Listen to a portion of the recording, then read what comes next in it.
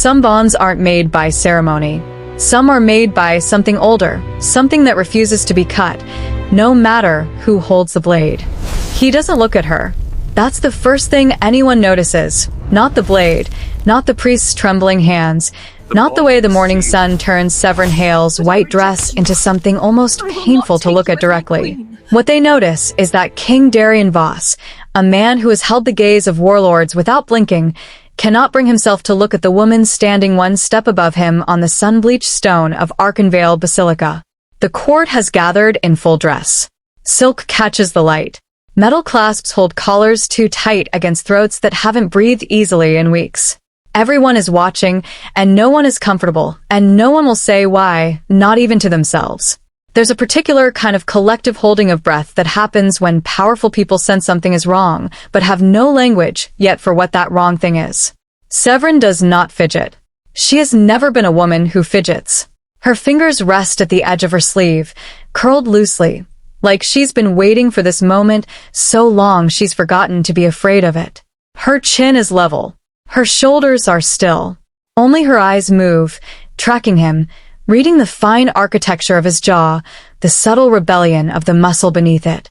The priest clears his throat. Nobody acknowledges it. Say it again, Sevrin says. Her voice is low enough that the nearest row of witnesses strains forward almost imperceptibly. Not the ritual words. She doesn't want the rehearsed thing. She wants the real thing, if there's still one left. Not the ritual. Your words. The ceremonial blade trembles slightly in the priest's grip. He is an old man. He has presided over dozens of binding rites. He has never felt one tremble before it began. Darian lifts his head just enough. The iron circlet at his brow catches the sun and flares once, like a warning no one heeds. His eyes find a fixed point somewhere on the stone. Not her face, not her hands, not the future that has been arranged and announced and celebrated for months. Darian. It ends. 2 words. That's all. And yet the silence that swallows them is enormous. The kind of silence that fills a room after something irreversible has been said aloud for the first time. Sevrin. That isn't what you swore. Darian. It's what I say now. No apology in it. No anger. Just the flat, terrible certainty of a man who has made a decision and sealed himself inside it. Severin's fingers uncurl from her sleeve, one joint at a time, deliberate and slow, like she is forcing herself to stay present in this body, in this moment, in this indignity. Her gaze moves across the gathered court, silk, metal, unmoving faces, and comes back to him. Sevrin. Then don't hide behind them. Do it yourself. A murmur moves through the terraces, quick, sharp, gone before anyone can claim they heard it. The court collectively decides it did not happen. Darian steps forward. He is close enough now that her exhale brushes his collar. Close enough to see the single strand of hair that has escaped her pinning and rests against her neck. Close enough, in other words, for this to feel like something that should not be happening. His hand stays at his side for a moment that stretches longer than it should. Then it moves. He takes the blade from the priest without ceremony, without looking away from the middle distance he's chosen to inhabit. The metal is etched with binding patterns. Lines designed to join, not sever. Someone spent weeks carving those lines. Someone believed they would matter. Beneath his ribs, heat gathers. It has been there since dawn. Since before dawn, if he's honest, since the moment he woke in the dark and understood what he was going to do. He has been ignoring it for hours. He ignores it now. Sevrin. If you do this, she says, quieter now, almost as if she's speaking only to herself, you don't get to undo it. Darian. I'm not asking to.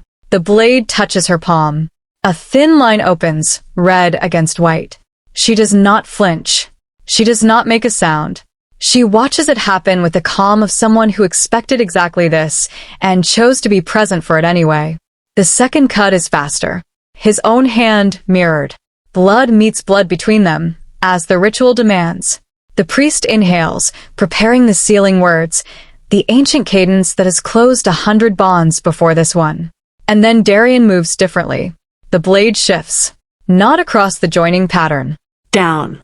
A clean, deliberate break through the center of the etched design. The sound is small, almost nothing. A thin, metallic note that barely carries past the first row. The effect is not small.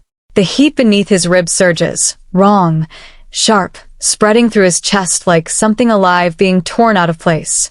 It does not fade immediately the way pain does. It expands. Severin's breath catches, the first crack in her stillness since she climbed these steps.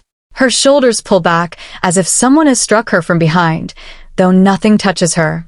The bond between their joined hands, that pressure, that warmth, that persistent living thing, pulls tight, resists, strains, and then goes. The priest steps forward, voice breaking from ritual control into something almost human. Your Majesty, that is not. Darian. Finish it. The command cuts through. The priest falters. His eyes move between them. Darian's closed expression, Severin's white dress, the broken blade. Then he forces the ritual words through a throat that has grown very tight. They sound different now. Hollowed out.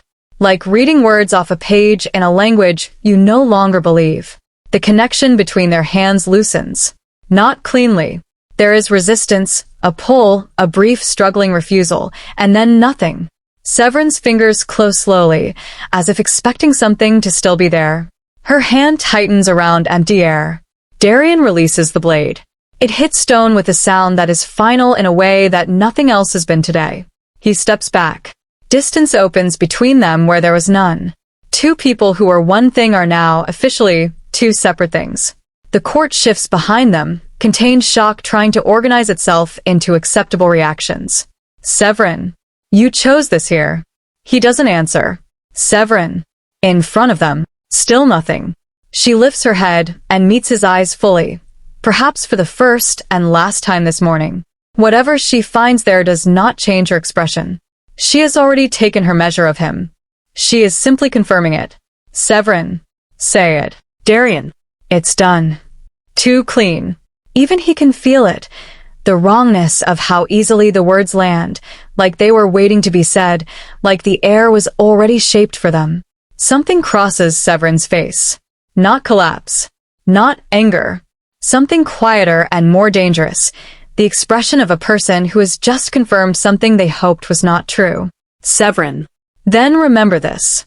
When it starts taking things you didn't offer. Then she turns. No hesitation. No backward glance. No performance of leaving. She simply descends the steps, each footfall steady and certain, the white of her dress trailing behind her like something unfinished, and the court parts for her without being asked, and the gates of Elmora open without a word from anyone, and they close again behind her with a sound that is quieter than it should be. Nobody stops her. Nobody speaks for a very long moment. Darian remains on the steps. The terraces around him begin to breathe again, cautiously, then more freely, whispers threading through the gathered ranks, like water finding cracks in stone. He doesn't hear them. His hand lifts, almost without his permission, and presses against the place beneath his ribs where the heat was. Nothing. He presses harder. Not heat. Not warmth. Not even a fading echo. The place where something burned and anchored and insisted for years. Empty. As if it was never there. As if he imagined it. His hand lowers slowly. Across the steps, the broken blade lies where it fell. A priest has knelt beside it, not touching it, just staring at the split pattern with the expression of a man reconsidering everything he believed about his vocation. Darian's gaze goes to the closed gates. The distance already feels wrong. Too wide. Too silent. Not like distance between two people. Like a wound that hasn't started hurting yet. What have you done? Not a question. Not from the council voice rising behind him. Something quieter. Something from inside. Night presses differently against Rathmere Keep. The corridors feel longer.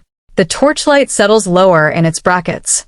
Guards fall silent as Darian passes, not out of respect, but out of something closer to caution, the instinctive quiet of people standing near a man who has done something they cannot yet name. He doesn't slow, doesn't explain, doesn't ask for reports or attend to the council that has been waiting in the long chamber for 3 hours. There is nothing urgent enough tonight to interrupt the conversation he's having with himself. The one where he keeps pressing his hand against his ribs and getting nothing back. The council chamber fills before he enters anyway. That's the nature of councils. They fill themselves. Lord Carthan. She crossed the boundary before dusk. Witnesses confirm she refused assistance. Darian moves past the long table. Stops at the windows. Below, Velmora continues. Lanterns burning, people moving. The indifferent machinery of a city that doesn't know what happened on those steps this morning, or doesn't care, or has already incorporated it into the daily architecture of rumor. Darian. She chose it. Elder council member. She was forced into it. The court saw what happened on those steps. His reflection stares back at him from the cold glass. Unmoved. Settled. The face of a man who has done what he came to do, and is now waiting for the cost to arrive. Darian. The court saw what I allowed. Lord Carthan, a man who has navigated 40 years of political weather with the careful instincts of someone who knows the difference between storms and the kind of silence that precedes them, exhales slowly through his nose. He has served 3 kings. He has never felt less certain of his footing than he does in this moment. Carthan. Then allow correction. Darian. There is nothing to correct. The words cut the space clean. Not loud, not angry, just final in the way that certain pronouncements are final, not because they're right, but because the person speaking them has decided, deeply and completely, to mean them. No one argues, not because they agree, because they can see something in him tonight that makes argument feel like throwing stones at a wall that has already decided to stand. Carthan remains after the others leave. He watches Darian's hand, the way it keeps drifting toward his ribs, pressing there briefly, then dropping again. The habit of reaching for something absent. Carthan. You're asking them to accept something they've never seen. No answer. Carthan. If it fails. Darian. It won't. And then Carthan does something unusual. He looks, not at Darian's face, not at his hands, but at the place his hand keeps returning to.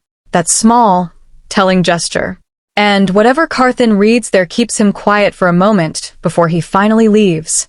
The fire in Darian's chambers has burned to its final breath by the time he arrives. The room smells of ash and cold oil. He doesn't call for servants. The darkness suits the evening. He sets the circlet down without looking at it, a motion so practiced it has become invisible, and stands in the center of the room for a long, still moment. Then his hand presses against his ribs again. Nothing. He pushes harder this time. Harder than makes sense.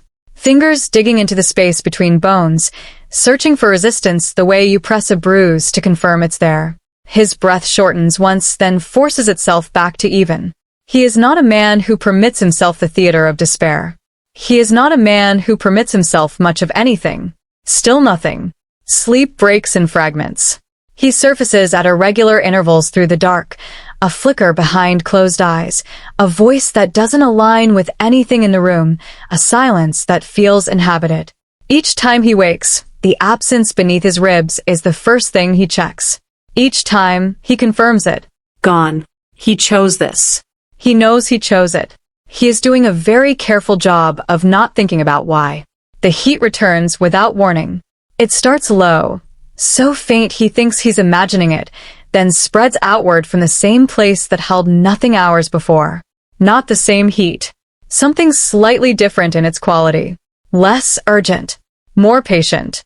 As if it has been waiting for him to stop trying to confirm its absence before returning. His hand snaps to his ribs. The warmth builds. Steady. Deliberate. That shouldn't be possible. He stands before the mirror in the dying firelight, shirt half open. There is no visible mark. No trace. No evidence that anything exists. Only the rise and fall of breath beneath his hand, and the warmth that is unmistakably, impossibly, there. It pulses once. Twice. Settling into rhythm. And somewhere beyond the walls of Rathmere Keep, beyond the reach of everything he still commands, something answers it. Not faintly, clearly. As if distance is a concept they've agreed to ignore. The bond was supposed to be gone.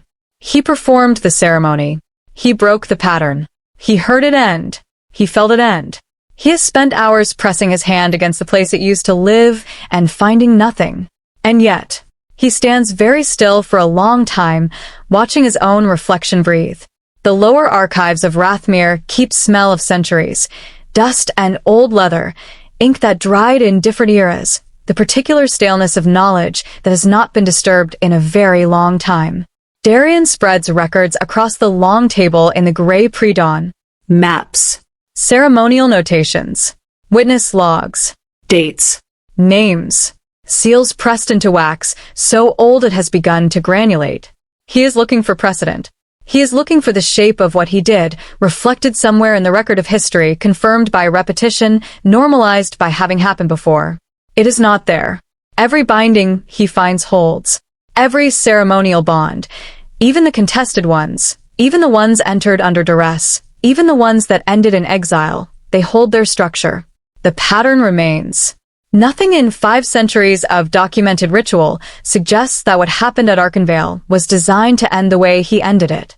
The High Archivist arrives without being summoned, robes dusty, hands already stained with ink at this hour, which tells Darian he wasn't the only one who couldn't sleep. Darian, how far back do they go? Archivist, 5 centuries. Beyond that, records fragment. Darian, find me one. Where the bond ends. Archivist. There are dissolutions under death, under exile, under divine revocation. A pause. Darian's hand curls slightly. Darian, not that. Archivist. There is no precedent for what you did. The words settle in the room without resistance. The archivist doesn't say them to wound. He says them as simple statement, the careful neutrality of a man who documents rather than judges. And yet they land with more weight than most accusations. Darian reaches for another record. This one bears a different seal in the wax, a crest he recognizes without immediately placing. He presses his thumb into it. The wax crumbles slightly at the edge. House Marivar. He opens it. Witness signatures at the bottom, each name carrying the same crest. Ritual oversight. Marivar. He reaches for the next scroll. Different decade. Same placement. Another. Different century. Same house. Same role. Same position of authority over the most critical moments of ceremonial power. Darian. Who assigns oversight for Arkenvale? Archivist. It rotates among the elder houses. Tradition holds. Darian. Answer. Archivist. Marivar held the rights during your ceremony, as they have at critical transitions. Darian. Define critical. The archivist gestures, not toward any single document, but toward all of them. The entire spread. 5 centuries of arranged outcomes. Archivist. Moments where power shifts without resistance. Darian goes very still. Then the memory surfaces, not cleanly. In pieces. The moment before the blade shifted. The exact breath between intention and action. He has been holding the memory away from himself, the way you hold a candle away from paper. Now he lets it return. There should have been hesitation. There always is. He is not a man who acts without the full weight of his own deliberation. He has never moved without knowing exactly what he was choosing. And yet, in that moment at Arkenvale, there was nothing. No resistance. No internal question. Only movement. Clean and certain and utterly unlike him. His fingers curl slowly against the table. Ink smears beneath the pressure. If the pattern holds, if the oversight never changes, if the outcome always aligns with the same house, the same interest, the same concentration of invisible power, then his choice at Arkenvale was not a break in the system. It was part of it. Archivist. If it wasn't severed, he begins, voice barely above breath. Darian's hand presses flat against the table. The wood creaks. The warmth under his ribs pulses once. Clear. Answering him even here, in the cold archive, in the company of this terrible realization. The thought arrives without gentleness. If the bond was never truly cut, if what he performed at Arkenvale was not severance but performance of severance, then every step Sevrin has taken away from him hasn't been distance at all. It's been exposure. And she is somewhere out there, unprotected, carrying a connection that someone else knows is still alive. Sevrin Hale does not stop moving. That is the first rule of a woman who has understood, for longer than she will admit, that the people who stay still are the ones who get caught. She moves through the valley of Arinder Hollow with a herbalist's unhurried purpose, sleeves pulled low, fingers wrapped around dried bundles that she hasn't actually been looking at for 10 minutes. She is standing at the edge of the ridge path, listening. Hooves on frost. Faint. But there. The rhythm is wrong for traders. Too even. Too deliberate. Too interested in not being heard. Her hand presses slowly against her ribs. The warmth there startles her. Even now, even weeks after Arkenvale, even having confirmed it a dozen times in a dozen unguarded moments. She does not understand it yet. She understands enough to trust it. It is still there. Faint but present. Like a second pulse living slightly out of phase with her own. She turns back toward the apothecary without hurrying. Hurrying draws eyes. She has learned this the same way she's learned most important things, by watching what happens to people who forget it.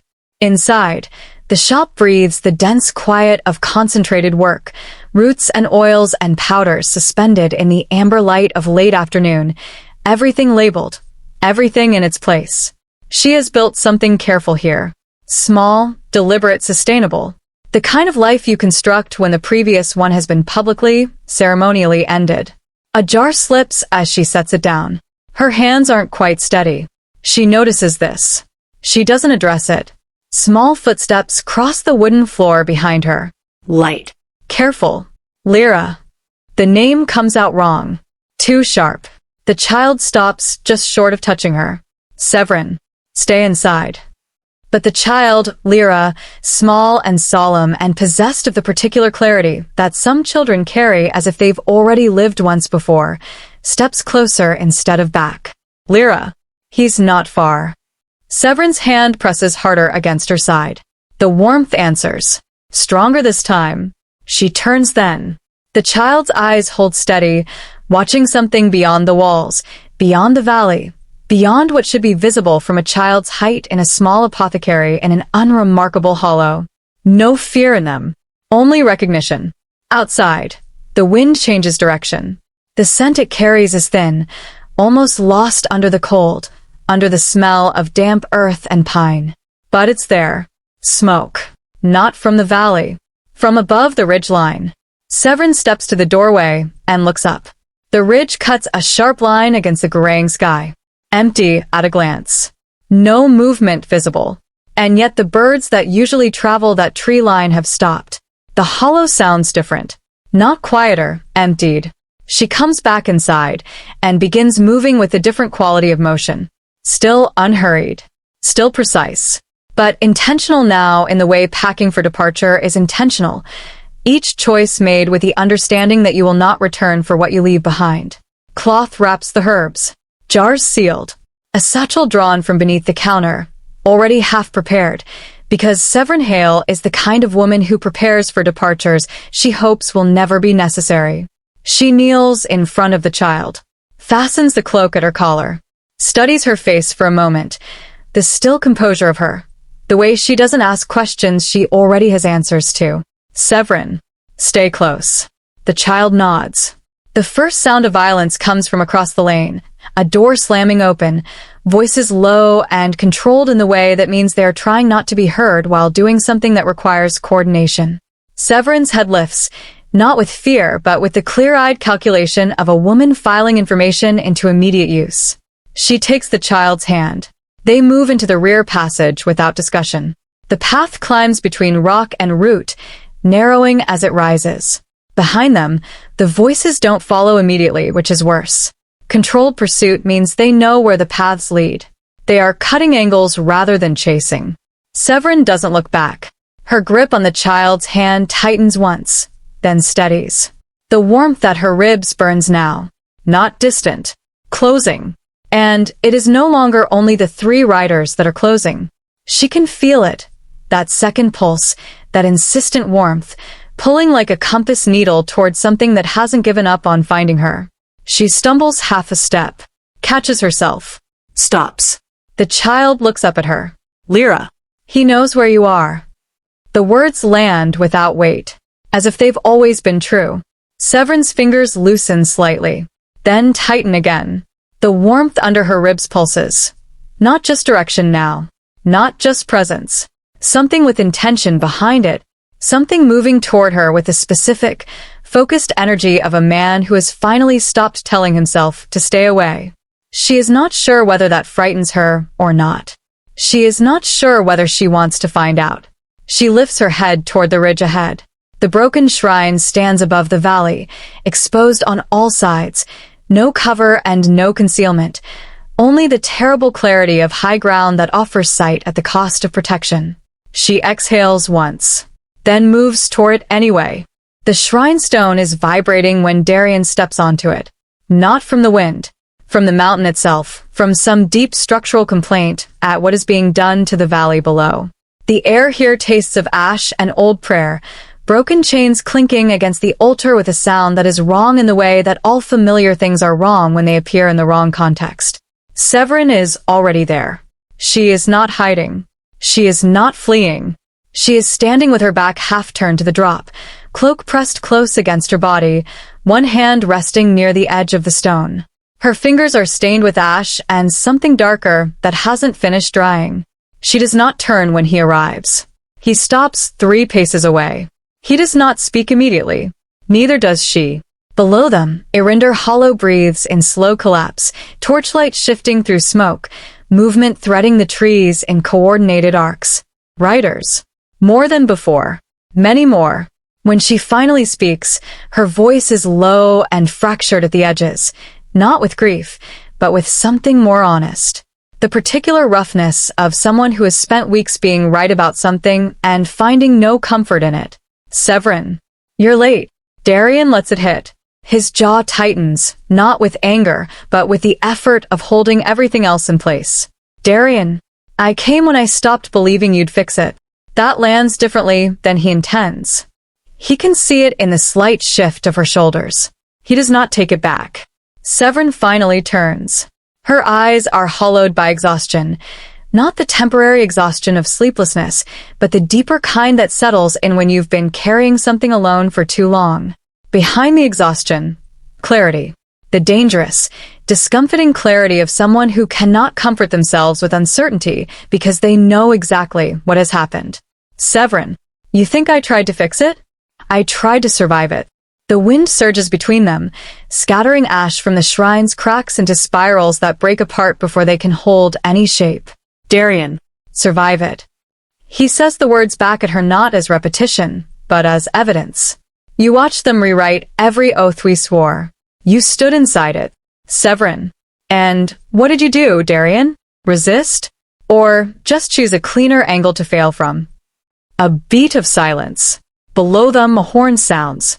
Then another, answering from a different direction. Then a third, farther away. The encirclement is not yet complete. But it will be. Sevrin. I didn't tell you the truth because I thought you'd act faster. I didn't tell you because I knew you wouldn't survive knowing it. Darian. So, you decided that for me. Sevrin. I decided nothing stopped deciding for us. The crack in her control widens slightly. Her voice doesn't rise. It drops, which is worse. When Sevrin Hale gets quieter, things become more serious. Sevrin. They were inside everything we trusted. The shrine. The council. The routes. Even this place. Darian, you still chose silence. That line stays in the air between them. She doesn't deny it. The shrine's broken chains ring once in a gust, and one falls from its hook, striking stone, the sound rolling down into the hollow like a signal. Sevrin, I chose delay. There's a difference. Darian, not to them. Another horn, closer. Severin's gaze flicks toward the sound, and for the first time something like urgency moves across her face, overtaking the careful calculation, replacing it with something more present and immediate. Sevrin. They've reached the lower paths. Darian. Good. Then we stop pretending this is still about the past. She meets his eyes fully. In that meeting there is no reconciliation waiting, no softening, no bridge. Only the confirmation of distance that has been built deliberately by both of them and cannot be closed without breaking something further. Sevrin. I didn't betray you. Darian. You didn't need to. You let it happen. The truth sits between them like the broken blade that started all of this. Present, undeniable, claimed by neither of them. Below, movement surges. Not scattered anymore. Coordinated. The torches bloom in clusters now. Not lines of pursuit, but arcs of encirclement. The hollow is filling in the organized way that means someone planned this, mapped this, waited for exactly this configuration of people on exactly this ridge. This becomes a siege now, Sevrin says. The word sits wrong in the air. Darian feels it before he accepts it. The narrowing of all possible futures until only impact remains. Sevrin. We go down. Darian. Together? Not hope. Measurement. He is not asking what he wants. He is asking what is true. Sevrin hesitates, just long enough for the answer to matter. Sevrin. Not as we are. And that is everything. The first scream comes from below the ridge, not above it. Darian feels it through the stone before he sees the fire, a vibration that travels through rock and Boot's soul and into the body like bad news that the spine receives before the mind does. Then the valley of Arinder Hollow ignites. It spreads the way things spread when they have been deliberately designed to do so, fast, angled, cutting across natural fire breaks as if they're not there. Torches thrown from multiple coordinated positions. Black smoke rising in stacked layers, swallowing the lower settlements. The smell reaches the shrine within seconds. Burning pine, heated oil, collapsed lives. Riders crest the northern path. Another line emerges from the eastern cut. A third breaks from the treeline below, not panicked movement, but organized emergence. People who are always there, waiting for the right moment. Not pursuit. Convergence. Sevrin. They split the valley. Darian says nothing. His mind is already past explanation, already in the problem itself, calculating distance, exits, collapse routes, the narrowing geometry of places they can still go. A second wave of fire blooms deeper into the valley. Escape routes close like doors being shut from the outside. People break into the open paths only to find the smoke has arrived before them. The hollow is collapsing in layers, not burning down but burning inward, from every edge toward the center. Sevrin. They're not just taking ground. They're erasing movement. Darian. How long until they reach the shrine? Sevrin. Minutes. Less if they commit fully. Another horn. Closer still. Then one from behind the ridge. Complete encirclement.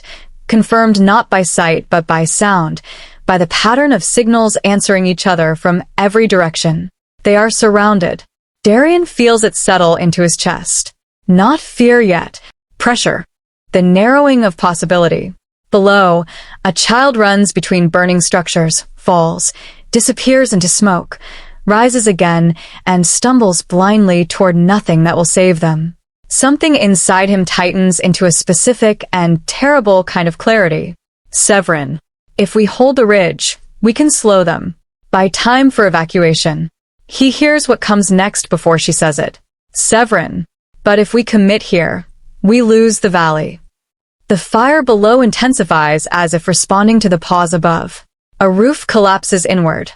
The sound of bones snapping through wood, transmitted upward through open air. The valley is making its own decision about the timeline. Darian. If I go with you, the valley burns unchecked. Sevrin. If you go down, you may not make it back up. Silence. The kind that is not empty but weighted, every second of it carrying the full mass of what is being decided. Darian takes one step toward the ridge edge, then stops. His hand flexes once at his side, blood on his knuckles from earlier, dried and cracked. He looks at it for a moment with the expression of a man confirming something he already knew. Sevrin watches him, not pleading, not demanding, waiting for the shape of what he will become on the other side of this choice. Another horn. From the west now. Darian. I'm going down. Severin's eyes flicker. Not surprise. Recognition. As if she expected this and still did not want it confirmed. Sevrin.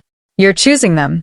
He doesn't correct her, because correcting it would make it softer than it is. Darian. I'm choosing what's still alive. A silence that is its own kind of understanding. Sevrin nods once. Not approval. Not forgiveness. Just acknowledgement.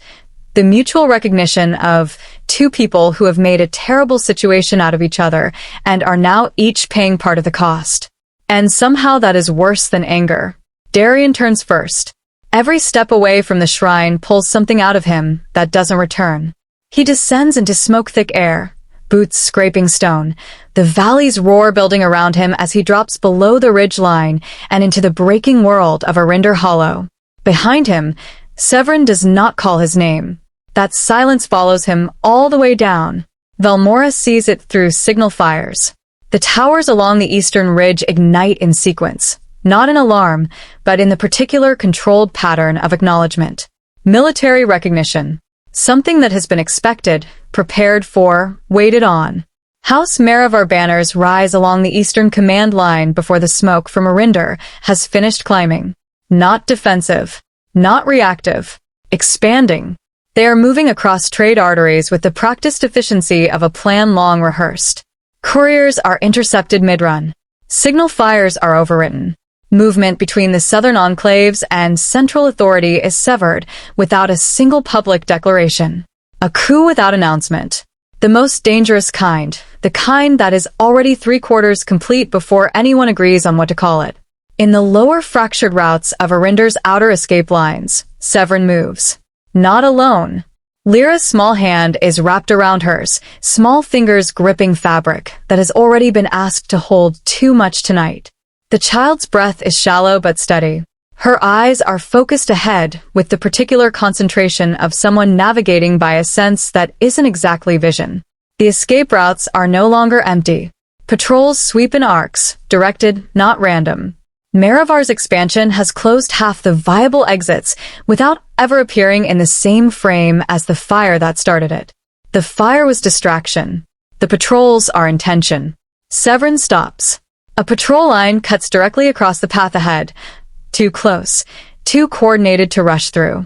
She pulls the child back into the shadow behind a collapsed stone arch, breath held. Absolute silence. The world narrows to the sound of boots on stone. Getting closer. Passing. Moving on. When they are gone, Sevrin exhales a long, controlled release that has cracked something inside her, but not broken it open. Not yet. She continues moving. Above them, Velmora's central spires begin to light in response, layered command signals stacking like warnings that no longer expect obedience, only acknowledgement. The political order is not reacting to the fire anymore. It is reorganizing around it, building itself into a new shape while the old shape is still burning. And somewhere in the smoke between Arinder and Velmora, no message returns from the ridge where Darian descended. Only silence travels back up the chain. Too clean. Too complete. The kind of silence that could mean anything. That means something very specific to everyone receiving it. The question moves faster than fire through Velmora's courts. Is the king still alive? Silence sits where certainty used to live. Sevrin is standing beneath a broken arch far north of the main routes, Lyra pressed close against her side, small fingers gripping fabric that is already beyond saving. The wind carries ash even here, faint, persistent, the olfactory memory of a valley that no longer looks like it did this morning. The child sleeps. Not peacefully, with a deep, complete unconsciousness of a body that has decided it cannot carry fear any farther and has simply put it down. Sevrin does not move. Her hand is still raised slightly, as if it forgot to fall back down. There is no pursuit visible, no sound of hooves, only the enormous quiet of having survived something that tried very hard to end differently. And then, it returns, not as sound, not as vision, as pressure. The bond, that impossible, supposedly severed, demonstrably present bond, tightens under her ribs like a hand closing around something it refused to release. She closes her eyes. Not relief. Recognition. Darian is alive. The realization arrives without softness. It presses in immediate, undeniable, burning through every layer of distance and smoke and political disaster as if none of it was ever real. Not an echo, not a memory, present. The warmth under her ribs, his answering warmth, The mutual recognition of two things that were designed to find each other and have refused every instruction to stop. She lowers her hand slowly. The silence around her does not change. But she does. Something in her posture shifts, not relief, exactly. More like the recalibration of a person who has been operating on an assumption that just turned out to be wrong. The assumption that she was alone in this. The bond is not memory. It is not attachment or feeling or the sentimental residue of something that used to exist. It is structural. It resists the war itself, the fire, the political collapse, the carefully engineered severance at Archenvale, the weeks of distance. It resists all of it. Sevrin looks down at the sleeping child. Then beyond her. Far away, unseen, the same connection pulls back once, faint, answering her awareness without words. Not comfort. Not reassurance. Just acknowledgement. Still here. Still connected. Still refusing. She does not answer it. She lets it remain, the way you let a wound remain because trying to close it yourself would only make it worse. Some things need different hands. Some things need time that hasn't arrived yet. Above them, the wind shifts across routes where names used to travel freely. Below them, a kingdom is rewriting itself around a fire that was not accidental. And between two people who are no longer in the same world, but not fully separated either, there is only the quiet, unyielding pressure of what is refused to end. The bond stays, unbroken, unforgiven, unfinished. And in that particular stillness, the stillness that lives between what was severed and what refused severance, Sevrin Hale does not move. She sits with the sleeping child and the impossible warmth under her ribs and the knowledge that whatever comes next is going to require both of them, and neither of them is ready, and that has never once stopped anything from arriving. The wind passes through without explanation. The feeling does not die with it. And somewhere, through smoke, through fire, through the collapsing architecture of a kingdom that believed it had finished what it started, Darian Voss is still moving. Not as a survivor. Not as a king. As a man who has just confirmed, in the depths of his own chest, what the archives already suggested and what he should have understood from the first moment the warmth refused to leave. Some things cannot be ended by a blade, however precisely it is held. Some things cannot be ended by ceremony, however faithfully performed. Some things cannot be ended by distance, or silence, or the deliberate choice of absence. Some things were not designed to end at all. And all they are waiting for, the bond, the war, the truth of what Maravar built and what it built it for, is the moment when both of them stop running in different directions. That moment has not arrived, but the feeling that refuses to die knows something they don't yet. It is close. Part 2. There's a particular kind of morning that follows the worst nights of your life. The sun still rises. Birds still move through air that smells of ash and pine. The world continues with the indifference of something that was never keeping track of your losses to begin with. Sevrin Hale knows this kind of morning well. She is sitting with her back against cold stone, watching a child sleep, and she is doing the thing she has always been best at, holding herself very, very still while everything inside her refuses to stop moving. The bond is there. It has been there since she woke. Since before she woke, if she's being honest, since somewhere in the dark hours when sleep finally dragged her under, and she felt it even then. Warm. Quiet. Persistent. Like a second heartbeat that didn't get the message. Like something that watched the entire ceremony at Archenvale and simply decided not to participate. She presses her fingers against her ribs. Not searching. Confirming. It answers. Of course it answers. She exhales through her nose. Slowly. The kind of breath that is doing the work of 10 different emotions at once. He's alive. The thought sits inside her without weight, without the relief it probably should carry. Because Darian being alive is not the same as anything being resolved. Darian being alive simply means that everything's still unfinished between them. Every silence, every severed sentence, every wrong decision made at full speed in front of witnesses is still waiting. Still requiring something from both of them that neither of them has agreed to give. She looks at Lyra. The child's fingers are still curled slightly, even in sleep. Still gripping the fabric of Severin's cloak, even in unconsciousness. As if some part of her small body decided not to risk letting go. Yes, Sevrin thinks. I know the feeling. 3 weeks before the valley burned, a man named Aldrich Merivar stood in a room that no longer appears in any official record of Valmora's architectural plans. He was not alone. He was not speaking loudly. He never did.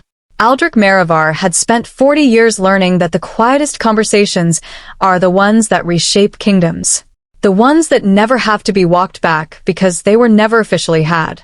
The man across from him held a ceremonial blade, turning it slowly in candlelight, watching the etched pattern catch and release.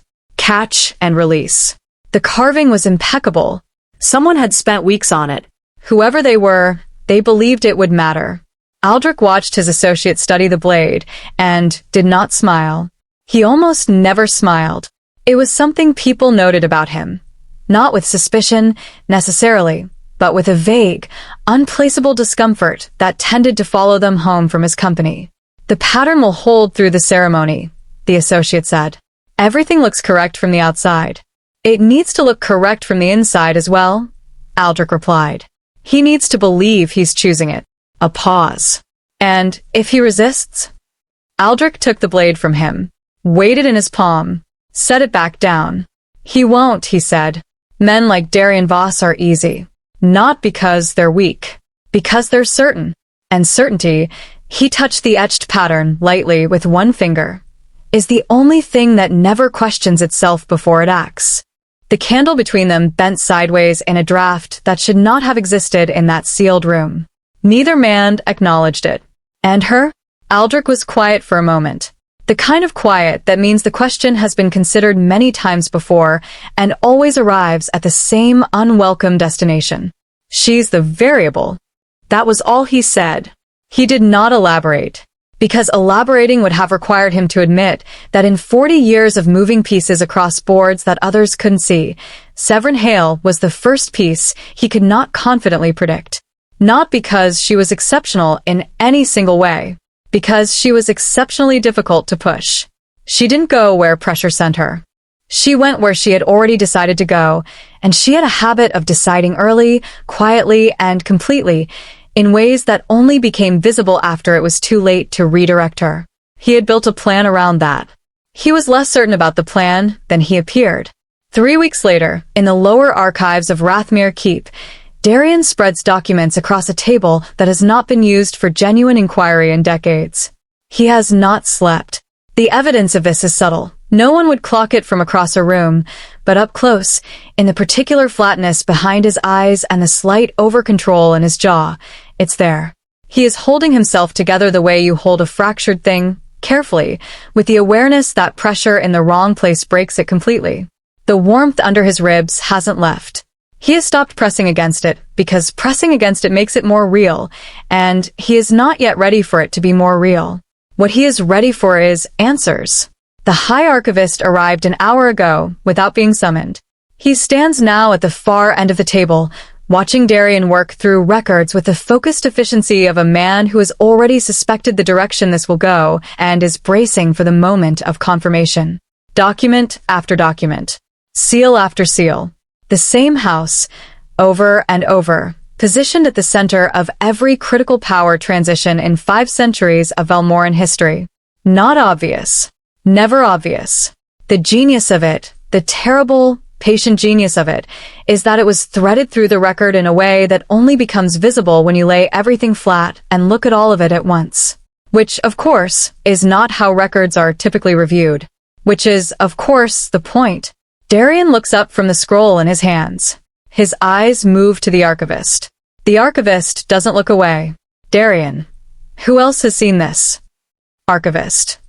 In this configuration? No one. Individual documents pass through multiple hands. But the pattern. Darian. The pattern requires someone to be looking for it. Archivist. Yes. A pause. Darian sets the scroll down. Carefully. With the controlled precision of a man who is managing something that wants to move faster than is safe. Darian. And who else was looking? The archivist's expression does something complicated. Not evasion. The expression of a man choosing the most accurate word in a language that doesn't have one. Archivist. She requested specific records 3 months before Archenvale. I assumed it was ceremonial preparation. The silence that follows is not empty. It is full of something Darian is processing in real time, the specific texture of being the last person in the room to understand something that mattered. He had moved at Archenvale with absolute certainty. No hesitation. No internal question. Just the clean, decisive action of a man who had made a choice. And she had known what that choice was built on. She had known and said nothing, and stood on those steps, and watched him perform a severance that wasn't what he believed it to be, and still said nothing. He thinks, very carefully, about the look on her face in the moment after. Not grief. Not anger. The expression of a woman who had just confirmed something she already knew. His jaw tightens once, then releases. Darian. She was protecting me. He says it the way you say something true that you haven't decided how to feel about yet. Archivist. That would be my interpretation. Darian. And it nearly got her killed. He looks down at his hand. The ink on his fingers from an hour of document handling. He stares at it for a moment longer than makes sense, then looks up, and something in his face is shifted, not softened, exactly. Reorganized.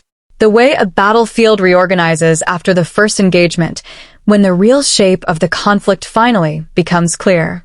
Darian, find me everything Maravar has ever touched. Every record, every oversight role, every ceremonial appointment. Going back as far as you have. Archivist. That will take time. Darian, start now. He turns from the table. Stops. Something crosses his face, almost too quickly to catch. Darian. And if anyone asks, I was never in this room. The archivist looks at the scattered records, at the ink on the king's hands, at the particular quality of stillness in a man who has just stopped being surprised and started being dangerous. Archivist. Of course. Sevrin has been moving for 6 hours when she realizes she's being followed by someone who isn't Maravar's men. The distinction matters. Maravar's patrols have a signature, too coordinated, too silent in the wrong ways. They're trained for speed and containment, not subtlety. They move like people who have been told where the target is and are simply going there. This is different. Whatever is behind her knows where she's going without being told. It takes the routes she hasn't decided on yet. It doesn't close distance. It maintains it, consistent and patient, like something that has all the time it needs. She keeps her pace even. She doesn't look back. Looking back tells them they've been noticed, and noticed is a different problem than followed. Lyra, walking 3 steps to her left, says nothing. But her hand finds Severin's sleeve and grips it once. 2 fingers. Light. She's noticed too. They round a collapsed stone embankment that Sevrin chooses because it offers 2 exits and sight lines on 3 approaches. She slows her pace just enough to pass as fatigue. Behind her, she counts the seconds. Listens for the adjustment, for the sound of someone recalculating. Silence. Then footsteps. Then a pause, where there shouldn't be one. There you are. She turns. The figure that stops at the edge of the embankment is not what she expected. Not a soldier. Not a courier. A woman, older than the road she's been traveling looks, weathered in the specific way that comes from having been many places and survived most of them. Her cloak is unmarked. Her hands are visible and empty. She looks at Sevrin with a focused, measuring gaze of someone who has been looking for her for a while and is not surprised to have been caught. A long beat. Neither moves. Sevrin. You're not with them. Not a question. The woman. No. Sevrin. Then who are you with? Another pause. The woman's eyes move to Lyra, briefly, then back to Sevrin. Something in her expression shifts, not with warmth, but with something that might be the architecture of it. The place warmth used to be, or might become. The woman. I'm with whoever survives this. She reaches into her cloak. Slowly, making the slowness deliberate and legible. She produces a small, sealed document. The wax is Velmoran, but not the official royal seal. Something older. Something that belongs to a period before the current crest was adopted. Sevrin doesn't take it immediately. She looks at it first. The woman. He doesn't know I'm here. He'd stop me if he did. Sevrin. Not a question. Not confusion. She knows exactly who is meant.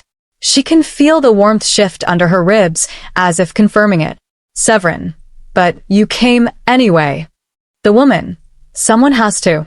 Sevrin takes the document, breaks the seal, without looking away from the woman's face.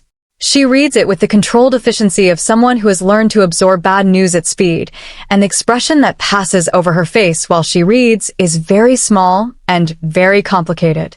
Sevrin. How long has he known? The woman. Since the archive. 48 hours. 48 hours of Darian knowing what was done to them. 48 hours of whatever that knowledge is doing to him, alone, inside the walls of a keep that has been infiltrated at levels neither of them fully understands yet. Sevrin folds the document. Precise creases. Each fold deliberate. Sevrin. And Maravar? The woman. Moving faster than expected. They anticipated he'd take longer to find it. Sevrin. They underestimated the archive. The woman. They underestimated him. Something moves across Severin's face at that. Complicated. Private. Gone before it fully arrives. She tucks the document into her coat. Looks at Lyra. The child is watching the woman with that particular solemn attention. The gaze of a child who has already processed this interaction more completely than the adults involved. Sevrin. What does he need? The woman. What he needs and what he'll accept are different things. Sevrin. Tell me what he needs. The woman looks at her for a long moment. Then she says the thing that changes the shape of everything. The woman. He needs to know what you found. Before Arkenvale. The thing you chose not to tell him. The wind moves through the embankment. Sevrin doesn't answer immediately. She is looking at something in the middle distance, not avoiding the question, but doing the honest work of deciding whether she is ready to have it answered. Sevrin. That will change things. The woman. Everything has already changed. You're just deciding which direction. What Sevrin had found, 3 months before Arkenvale, in a ledger that was never meant to be found by anyone who would understand it, was not a conspiracy. Conspiracies have beginnings. They have originators, motivations, plans that can be traced back to a moment when someone decided to start. What she found was older than a conspiracy. What she found was architecture. Maravar had not invented anything. They had inherited it, the way certain families inherit not just wealth, but the specific machinery that generates it. The invisible infrastructure of power that runs beneath official power the way water runs beneath stone. You don't see it from above. You only find it when you're looking for the source of something that shouldn't be possible. What shouldn't have been possible, the pattern of outcomes. Bond after bond, generation after generation, the same concentrated result. Power remaining within a specific, interlocking network of houses while appearing to flow freely through democratic ceremonial process. The illusion of choice producing the reality of stasis. And the mechanism at the center of it, the binding rights. Not everyone, not always, but at key moments, transitions of power, shifts in alliance, the specific ceremonial bonds that would otherwise connect houses and bloodlines and political authority in ways that threatened the existing architecture. The rights had been adjusted. Subtly. At the level of the blade's pattern, the priest's specific instruction, the particular sequence of words that appeared orthodox and produced something entirely different. The bond between Darian and Sevrin would have united two bloodlines that Maravar's entire generational project depended on keeping separate. Not because of love. Not because of ceremony. Because of what the combined authority of those two lineages would have had the legal and historical standing to demand, the opening of records that had been sealed for 3 centuries. An audit of every appointment, every ceremonial oversight role, every quietly arranged outcome. Everything that lay beneath the stone. Sevrin had understood this before the ceremony. Had understood that what was coming was not a marriage rite, but a controlled severance, wearing the face of one. Had understood that the blade in the priest's hands was never going to join them, only appear to, and then sever with a specific pattern design to look like Darian's choice and feel like it too. She had understood this and said nothing, because she also understood what knowing would do to him. A man of Darian's particular certainty, learning 3 days before the ceremony that the ground beneath his entire reign was constructed, not inherited, not earned, but arranged, would not respond with patience, would not respond with strategic calm, would respond with the focused, devastating energy of someone who had just realized he had been a managed piece on a board he believed he was controlling. He would have moved immediately, Visibly. in exactly the way Maravar was prepared for. So she had chosen delay, had chosen to let the ceremony happen, believing, wrongly, it turned out, that she could locate the mechanism in the aftermath. Identify the specific architectural weakness before Maravar understood that someone had found the ledger. She had miscalculated the timeline. She had not miscalculated what the knowledge would do to him. That part she had read correctly. And it was doing exactly what she knew it would. She can feel it in the quality of the bond's warmth, the particular tension in the pulse that answers hers. Not grief. Not anger, exactly. The specific energy of a man who has realized the shape of the board and is now mentally restructuring every assumption he has ever operated from. This is necessary. She knows this. You cannot fight an architecture you refuse to see. It is also, she acknowledges to herself in the quiet of the northern route with a sleeping child on her shoulder and ash still in her hair, going to be very difficult.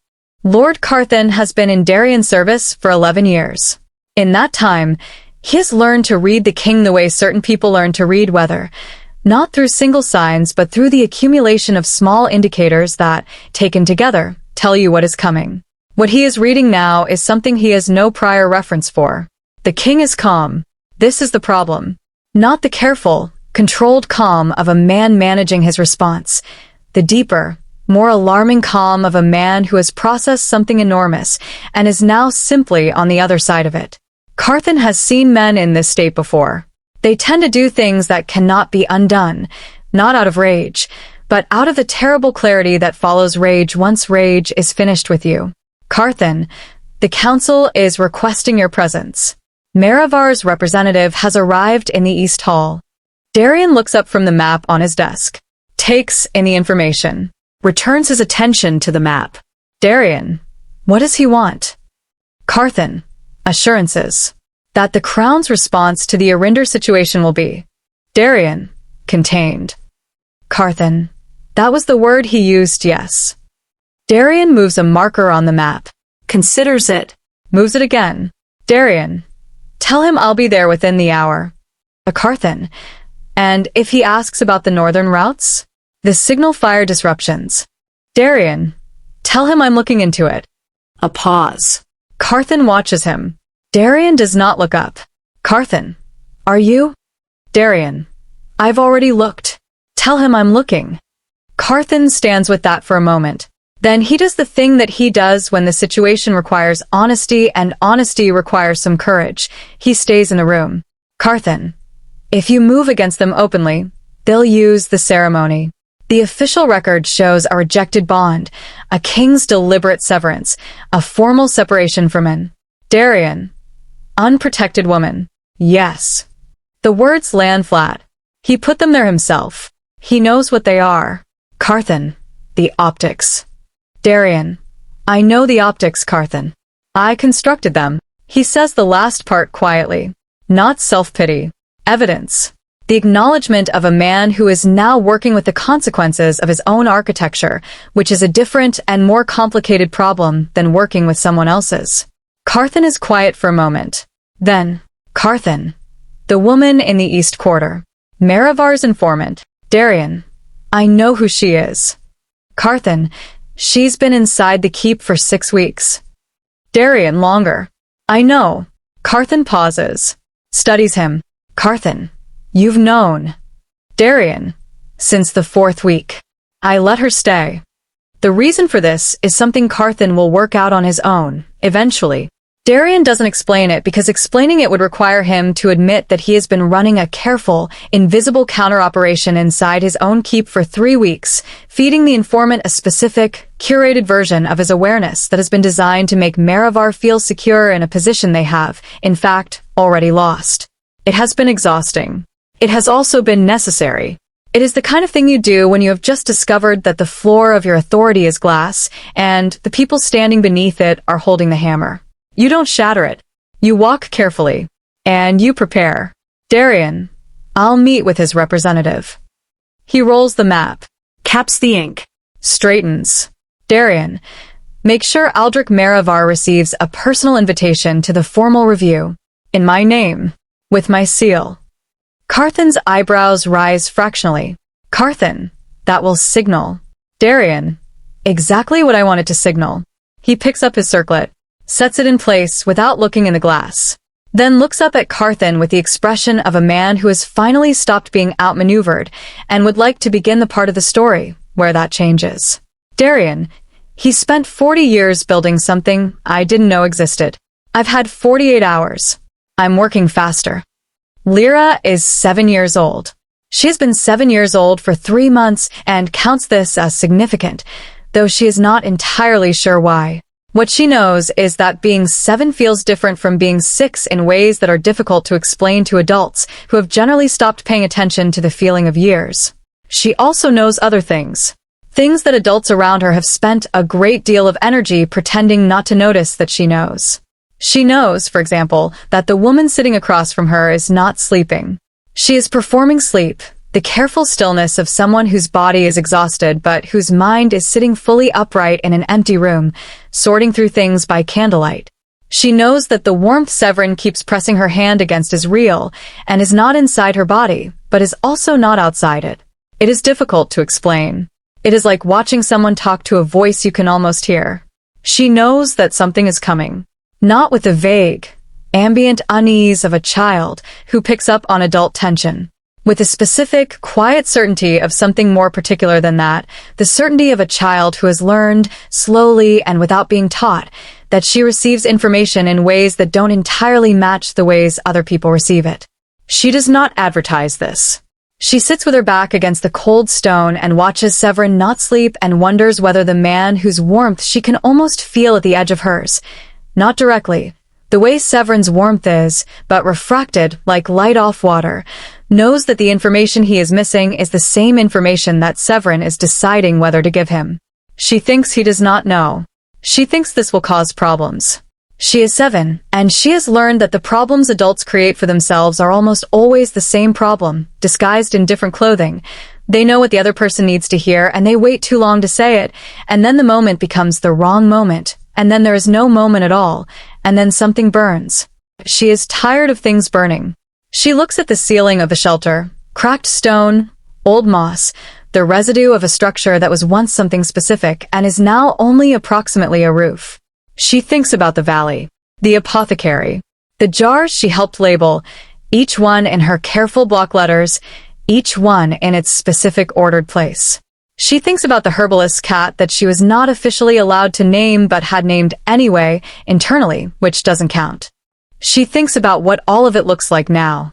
She does not cry.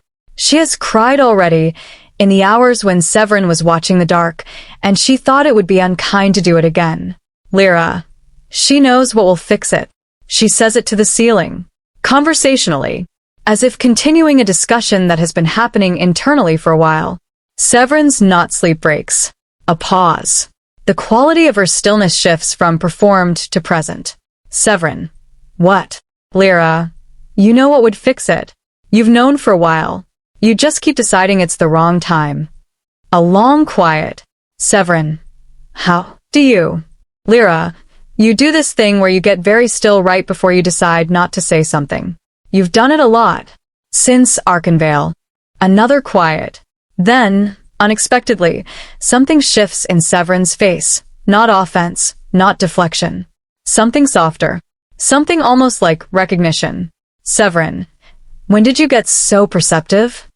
Lyra. I've always been perceptive. You've just been busy. Sevrin looks at her for a moment. Then, quietly. Sevrin. It's complicated, Lyra. Lyra. Because he'll be angry. Sevrin. Because he'll be angry, and he'll act on it, and then, Lyra. And then it won't be your fault if something goes wrong. The words sit there. Gentle. Devastating. Sevrin does not answer immediately. Her hand moves to her side. That gesture again. That reaching for warmth that is always there. She is quiet for long enough that the fire settles and the shelter breathes. Then, Sevrin, you're 7. Lyra, almost 8. Sevrin, that's not how that works. Lyra, it will be. In 3 months. Sevrin almost laughs. The sound that comes out is somewhere between it and its absence, the ghost of humor in a context that has very little room for it. She looks at the child. Really looks at her. Not with a focused evaluation of someone assessing a situation, but with the openness of someone who has been found out by a 7-year-old and is choosing to let that be okay. Sevrin, all right. She says it quietly.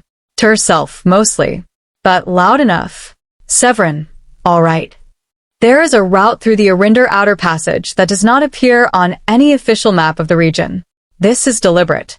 It was built in a century when the people who built it had learned the hard way that the most important routes are the ones that official maps don't know about. Sevrin knows it. She learned it the same way she learned most important things, from someone who learned it before her, in circumstances that made forgetting inadvisable.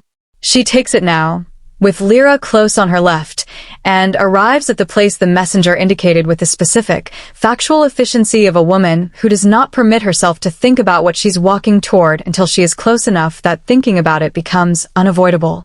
He is already there. Of course he is.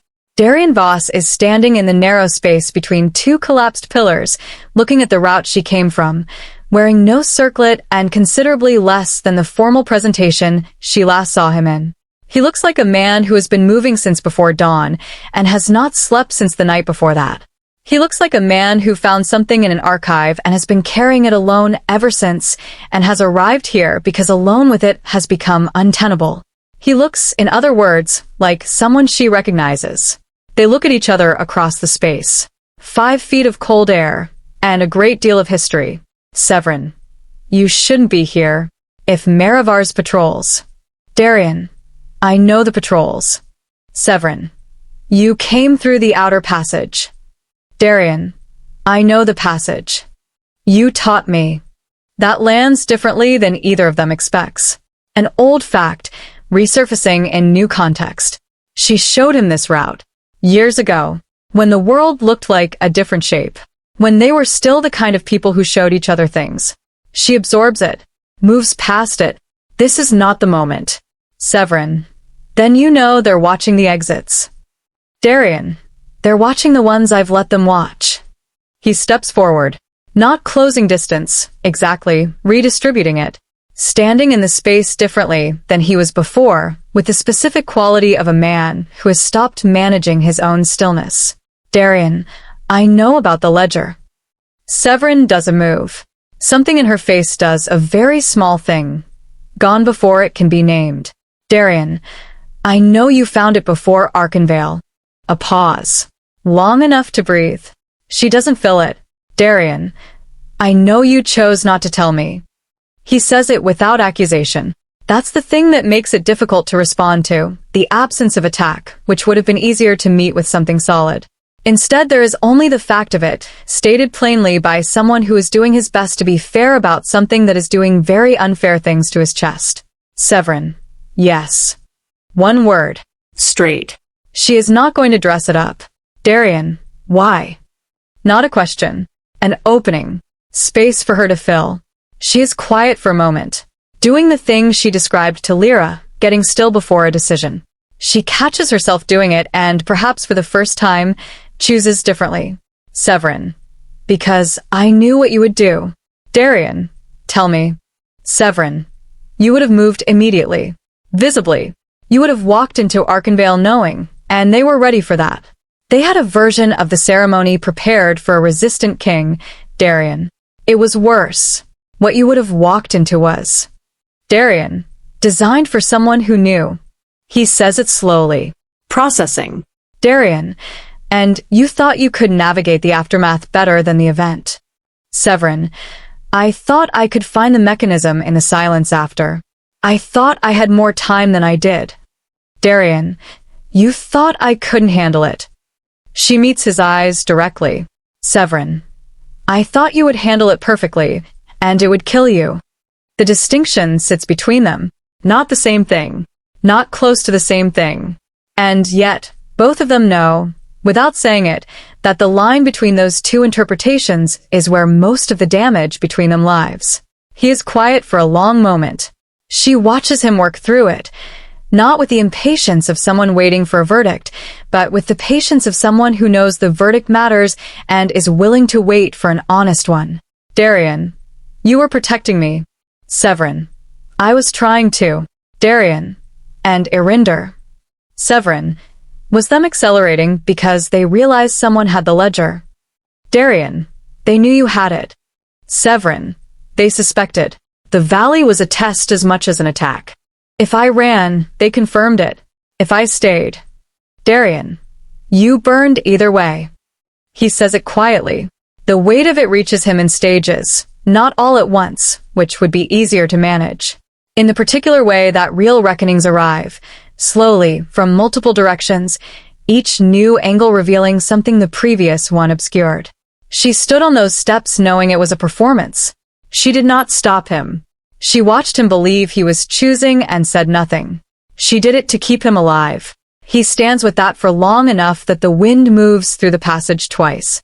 Darian, you should have told me. Sevrin, yes. Darian, even knowing what I would have done. Sevrin, yes. Another pause. She isn't arguing. She is not defending the choice anymore. She is acknowledging it. The specific acknowledgement of someone who has already had this argument with herself, at length, in the dark, and arrived at the same answer he is arriving at now. Darian, that's all? Sevrin, I was wrong to make the decision for you. I knew that when I made it. I made it anyway. He looks at her. For the first time, properly, fully, without the managed distance he has been maintaining since Arkenvale, he looks at her. She looks back. Neither of them has anything comfortable to offer. That is, surprisingly, the most honest they have been with each other in a very long time. Darian, the bond. Sevrin, yes. Darian, it wasn't cut. Sevrin, no. Darian, Maravar performed a severance. But the pattern, Sevrin, was not a bond-breaking pattern. It was a suppression, designed to make it feel severed, while keeping the connection viable. Darian, why keep it viable? She exhales. And here is the thing she has been carrying alone since before Arkenvale. The piece that changes the shape of everything else. Sevrin, because a live bond can be redirected, used as a conduit. If someone with the right ceremonial access and the right pattern key could anchor into the connection between us, they would have a channel into both bloodlines simultaneously. Every legal and political authority that either of us carries, they could access through the bond. The silence that follows is not empty. Darian, they wanted the bond intact. Sevrin, they needed it intact. The severance at Arkenvale was theater, performed for the court, officially recorded, publicly legible. But underneath it, the bond stayed live. Darian, as a door. Sevrin, as their door. Into everything we carry. He is very still. The particular stillness of someone who has just understood the full architecture of something that has been invisible until now. All of it. The ceremony, the blade, the public humiliation, the exile. Not punishment, not political maneuvering. Setup. The slow, patient construction of a key. Darian, then every day the bond exists. Sevrin, it's a liability. Yes. A long beat. Darian, and closing it. Sevrin, requires both of us. Simultaneously, in the same ceremonial space, with the original pattern inverted. Darian, or... She meets his eyes. She knows where this is going. She has already gone there herself, in the silence of too many nights. Sevrin, or we finish what they couldn't. A real bond. Complete. Maravar's pattern key becomes inert. You can't redirect a bond that is genuinely, fully closed. He looks at her. Darian, that would require. Sevrin, yes. Darian, after everything. Sevrin, I know. He turns away from her. 2 steps toward the collapsed pillar. His hand goes to the stone, not leaning, just touching, the way you touch something solid when you need to confirm the world is still physical. Then he turns back. Darian, there's a third option. Sevrin. There isn't. Darian, there's always. Sevrin. Darian. She says his name. Just that. The way you say something when the argument is over and the only remaining question is whether the person you're saying it to knows it yet. He looks at her for a long moment. Then, very quietly, Darian, I know. Aldrich Merivar sits in the East Hall of Rathmere Keep and receives the king's hospitality with the calibrated graciousness of a man who has practiced appearing comfortable in rooms he has already decided to own. He is 71 years old. He has white hair and very steady hands and the particular patience of someone who has never needed to rush anything because everything has always moved in the direction he intended. He is, by every visible measure, entirely at ease. He is also the most careful person in any room he has ever entered, which is why he notices, 3 minutes into the formal greeting, across the long table, in the space between Darian's words, something small and wrong. The king is comfortable. Not performing comfort. Actually comfortable.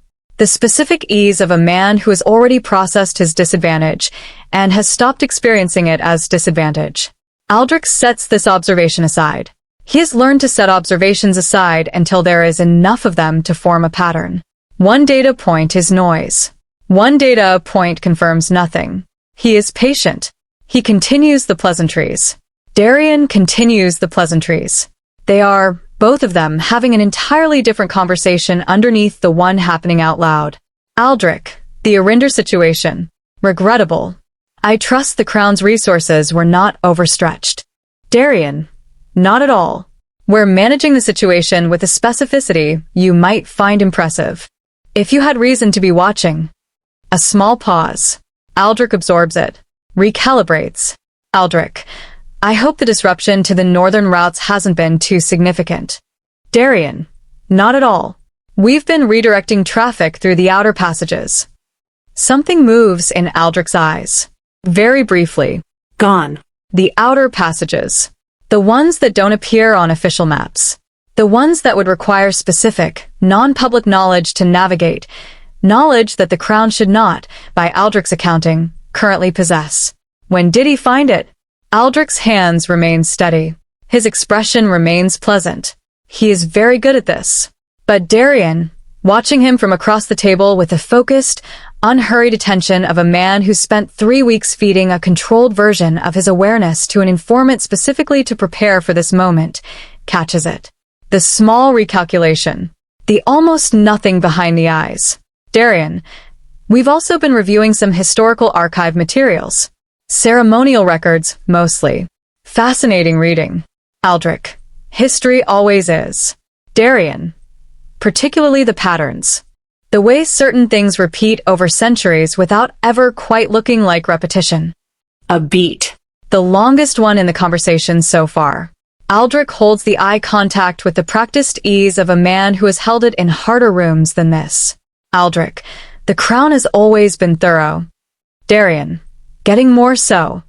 He pours wine, sets the carafe down, looks up. Darian, please extend my regards to your family. I'll be reaching out personally in the next few days. He says it with the same warm, formal tone as everything else. Aldrich receives it with the same calibrated ease. They conclude the meeting with every surface courtesy intact.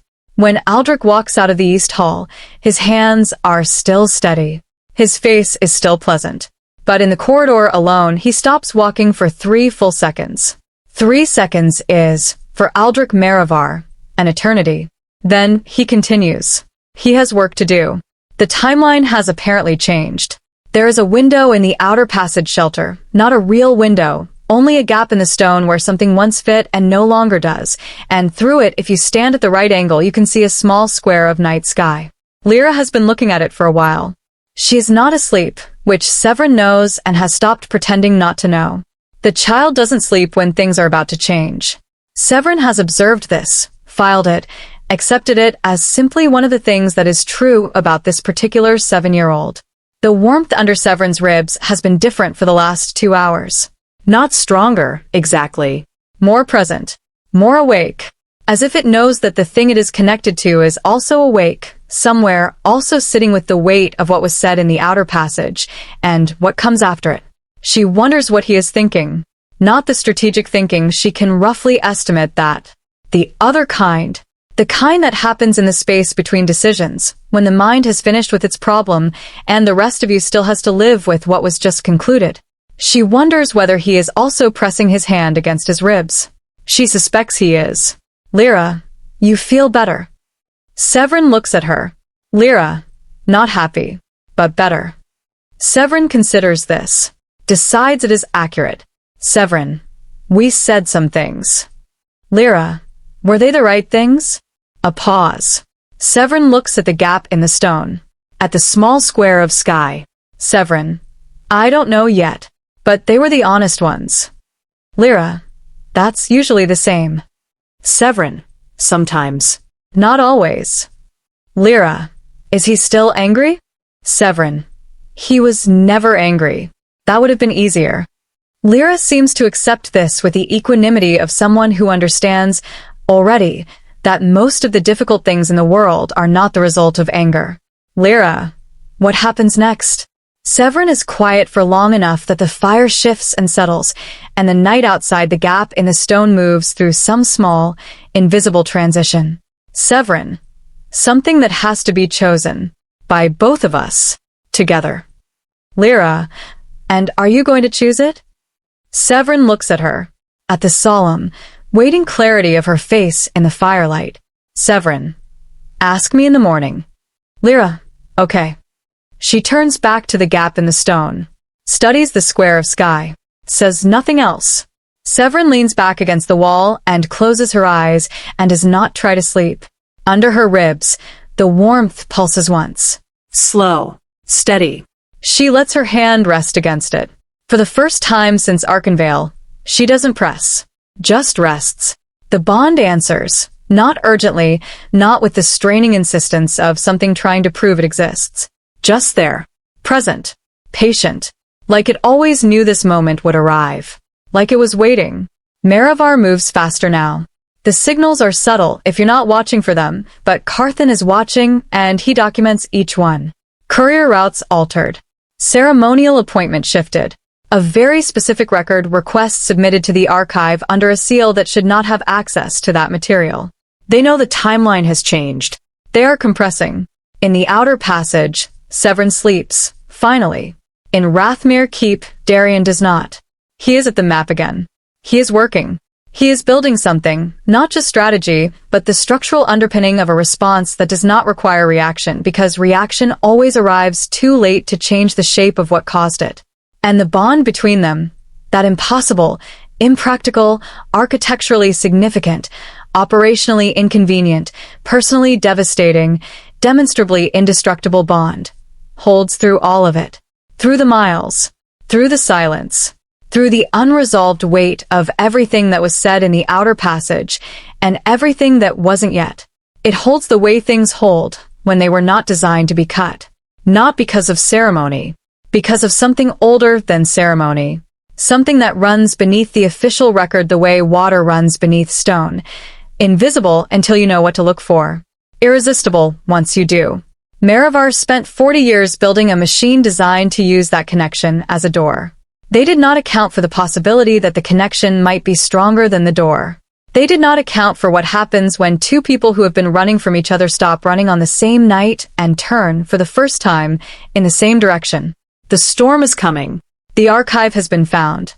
The ledger exists and will be read by the wrong, or right, people before this is finished. The machinery of a 40-year project is being dismantled at its foundations by a man who has had 48 hours and a very specific motivation. And somewhere between a king who has stopped being managed and a woman who has stopped managing alone, something that refused to be severed is becoming something else. Not healed, not simple, but chosen, for the first time, by both of them. That is the part Maravar never modeled for. That is the part that changes everything. There is a moment, and most people miss it when it comes, where everything that has been moving toward something finally stops pretending it isn't. No announcement. No ceremony. Just the quiet arrival of a reality that has been true for a while, finally standing in the room without apology. Sevrin Hale wakes on the third morning after the outer passage and lies still for exactly 4 seconds before she understands that something has shifted. Not the bond. The bond has not shifted. The bond is exactly where it has always been. Warm, patient, quietly insistent, living under her ribs like a second opinion she never asked for and cannot stop consulting. That part is the same. What has shifted is her. She lies on her back in the gray pre-dawn, staring at a ceiling of cracked stone, and she notices, with the particular clarity of a person who has been lying to herself for long enough that the lie has worn thin, that she is not afraid of what comes next. That is new. She had not realized, until the absence of it, how much of the last several months had been held together by fear wearing the mask of strategy. The careful calculations, the managed silences, the precise decisions about what to say and when to say it, and how much to withhold and why. All of it underneath fear. Not of Maravar. Not of the ceremony or the court or the public unmaking of something she had built quietly and carefully over years. Fear of the thing the bond had always been pointing toward. The thing she had been intelligent enough to understand and frightened enough to keep at arm's length. That she could not protect him from everything. And that trying to had cost them both something that strategy could not recover. She sits up. Lyra is already awake, sitting cross-legged near the gap in the stone, watching the sky move through whatever private internal process she has been running since before Sevrin opened her eyes. She doesn't turn around. She just says, "Lyra, you decided." Not a question. Sevrin, how do you know? Lyra, you breathe differently when you've decided something. A pause. Sevrin looks at the back of the child's head, at the small, certain set of her shoulders. Sevrin, and how do I breathe when I've decided something? Lyra, like you're not fighting the air anymore. Sevrin is quiet for a moment. Then she stands and begins moving with the specific quality of motion that belongs to a woman who has finished waiting and has somewhere to be. Sevrin, get your things. The High Archivist has not slept in 31 hours. This is not unusual for him during critical periods. He has a body that runs on inquiry the way other bodies run on food and rest, and right now the inquiry is urgent enough that the body has agreed to cooperate. He is looking at the last document in the sequence. He has been looking at it for 20 minutes. It is not, on its face, extraordinary. A witness record from 230 years ago, written in the careful hand of a scribe who was clearly trying to record something accurately and did not entirely know what they were recording. The ink is brown at the edges. The seal at the bottom is a crest that appears nowhere else in the archive, not affiliated with any living house, not traceable to any lineage that survived the consolidation period. But the pattern in the wax, that is what he has been staring at. He has seen this pattern before. Recently. On the underside of the blade that was used at Arkenvale. In the ceremonial records Darian spread across the long table. In the specific configuration of marks that Maravar's oversight has left on every critical rite they have ever touched. This document predates Maravar by a century. Which means one of two things. Either Maravar inherited the pattern from something older, something the archivist has not yet found, or the pattern itself is not Maravar's. The pattern belongs to the right, to the bond itself. He sits with this for a long moment. The fire in the archive lamp gutters once, steadies. The bond between Darian Voss and Sevrin Hale is not, and has never been, simply a political arrangement. That much is now clear. What the document suggests, what all of the documents, read together, in this configuration on this table, by this man who has spent his life understanding the difference between what records say and what they mean, is that the bond is older than the families it connects. Older than the ceremony that was supposed to seal it. Older than Maravar's project to suppress it. It is not a bond that was created at Arkenvale. It was a bond that was recognized there. And the rite, the real rite, the one beneath the one that was performed, was never about joining two bloodlines. It was about completing something that had been interrupted. In the same bloodlines. 230 years ago. He looks at the crest on the document. Then he reaches for a courier sheet and writes 4 words. He needs to know. The East Hall of Rathmere Keep has held formal reviews before. political proceedings, public accountings, the careful, ceremonial dismantling of alliances that had outlived their usefulness. It is a room that has seen the official ending of many things, and it carries this history in its architecture. The high windows designed to let in maximum light, the long table that permits no side to sit in shadow, the particular acoustics that make private conversations impossible and ensure that what is said in this room is heard by everyone present. Aldrich Merivar understands all of this. He selected it years ago as the ideal venue for exactly this kind of proceeding. He has attended 3 formal reviews in this room. He has orchestrated 2 of them. He did not orchestrate this one. He arrives with 4 members of his house, each one carrying the composed assurance of people who've been told, by a man who has never been wrong, that this is a formality.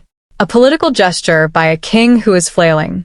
An attempt to demonstrate authority that will, in the end, confirm only its own limits.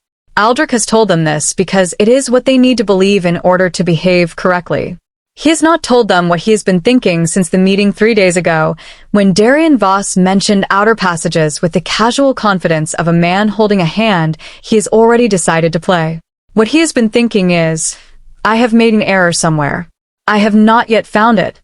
The hall fills slowly. Council members, elder witnesses, 3 representatives from houses whose alliance with Merivar has been, for 40 years, the invisible architecture of their mutual security. Carthan stands near the back. He is not seated at the table. This is a choice. He watches Aldrich take his position and does the thing he has spent 11 years learning to do, reads the accumulation of small indicators and builds from them a picture of what is coming. What he builds does not comfort him. Darian enters last. No circlet. No formal dress. The deliberate informality of a man who has decided that the symbols of authority are less persuasive than the thing itself, and that the thing itself does not require decoration. He sits.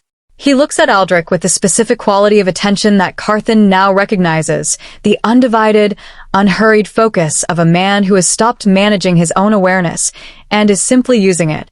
Darian, thank you for coming. The courtesy is genuine. That is what makes it unsettling.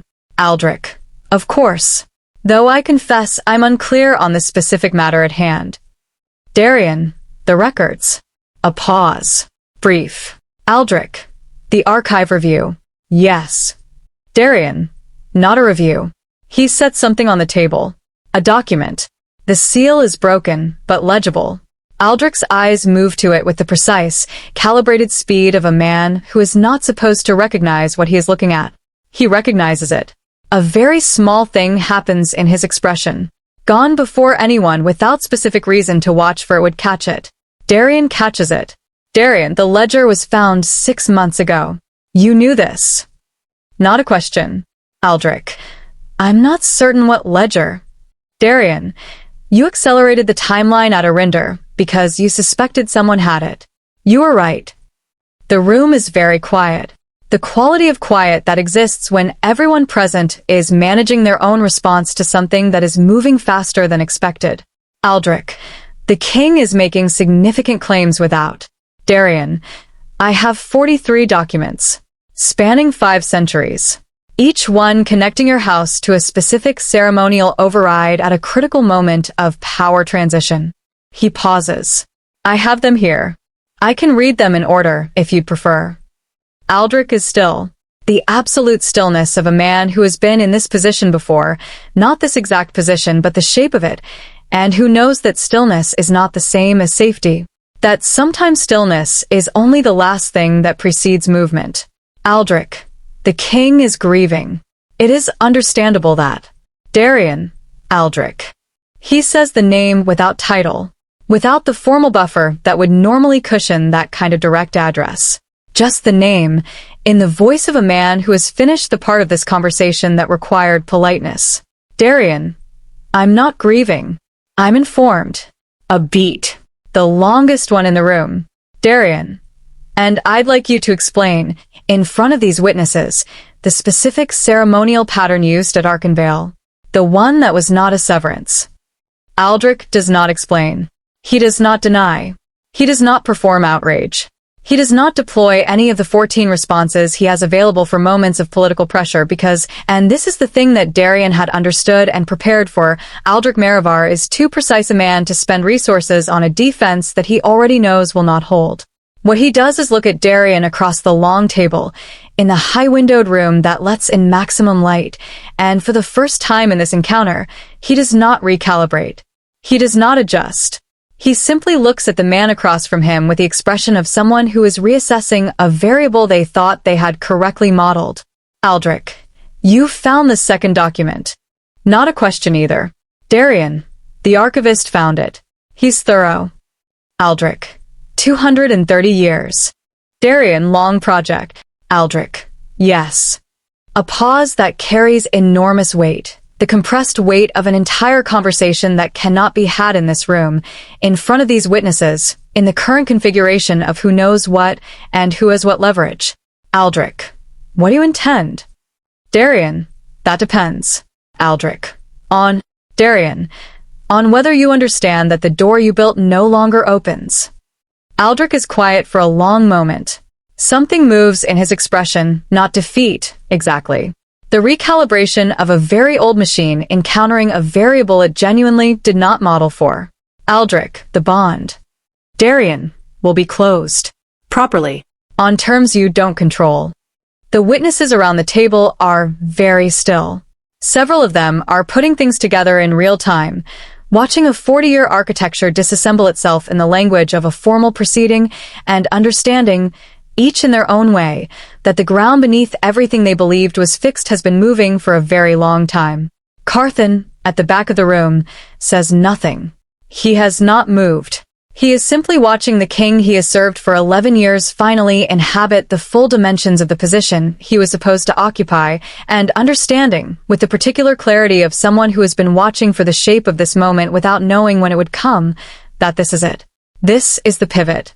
Right here. In a room full of light. Aldrich. And if I resist? Darian. 43 documents. Presented in full. Before every elder house in Velmora. Aldrich. That will destabilize. Darian. The architecture you built. Yes. I know. He lets it sit for a moment. Then, Darian. You have until tomorrow. The route into Velmora from the north has 7 entry points. 5 of them are watched. One of them is watched in a way designed to appear unwatched. One of them, the 7th, the one that runs along the old drainage channel behind the inner keep, is genuinely unmonitored because it requires specific knowledge to find, and the specific knowledge belongs to a very small number of people. Sevrin is one of them.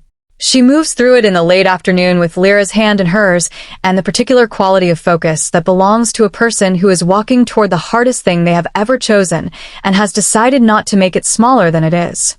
The inner keep receives them through a door that opens before she knocks. Carthan is on the other side of it. He looks at her for a moment with the measured assessment of a man whose job has always been to evaluate things quickly and accurately. Carthan, he's expecting you. Sevrin. Does he know I'm coming? Carthan. No. But he's expecting you. She absorbs this. Moves past it. Carthan. The child. Sevrin. Stays with me. He considers this for exactly as long as necessary. Then steps aside. The corridors of Rathmere Keep are familiar and strange simultaneously. The particular texture of a place you knew well in a previous version of your life, returning to you now in the version that came after. Same stone. Same torchlight. Different weight to everything. Sevrin walks through it without hurrying, without slowing. Her hand is steady. Her breathing is even. Everything inside her is not, but that is not information she is currently broadcasting. She finds him in the map room. Of course she does. He is standing at the table, not hunched over it, not working, just standing near it, looking at something that isn't the map. His jacket is off. His sleeves are pushed to the elbow in the way they always were when he was thinking hard and had forgotten to notice physical discomfort. His circlet is on the table beside the map, not on his head, and there is something about that, the circlet set aside, the sleeves pushed back, the specific quality of a man who is not performing anything for anyone, that makes the back of her throat ache in a way she does not acknowledge. He hears her come in. Doesn't turn immediately. Then he does. They look at each other across the map room with the weight of everything that preceded this moment pressing against the air between them. Darian, you came. Sevrin, I told you I would. Darian, you didn't tell me. Sevrin, I decided it. Same thing. Something almost crosses his face. He contains it. Darian, Lyra. The child looks up at him with that particular direct, unhurried gaze. Darian, do you want something to eat? Lyra, are you asking because you want to speak to her privately? A pause. Darian, yes. Lyra, that's fine. You could have just said so. She looks at Sevrin, who gives her a small nod. A guard appears in the doorway. Young, a little uncertain, clearly briefed, and Lyra goes with him with the self-possessed composure of a 7-year-old who has been in more difficult rooms than this and managed. Then it is just the two of them. The map room. The dying afternoon. The space between two people who have been inside the same impossible thing from different directions for months and are now, finally, standing in the same room at the same time without either of them leaving. Sevrin. How did it go? Darian. He didn't deny it. Sevrin. He never would. Denial isn't his language. Darian, no. A beat. Darian. He asked if I'd found the second document. Sevrin goes still. Sevrin. The witness record. Darian. 230 years. She exhales. Not with surprise, with the particular release of someone who has been carrying the knowledge of something for a long time and has just had it confirmed by another source. Sevrin. You know what it means. Darian. I know what the archivist thinks it means. Sevrin. What do you think? He looks at her. Then, with the careful honesty of a man who has spent a great deal of his adult life being precise and has decided that precision is required here. Darian, I think the bond between us was never about the ceremony.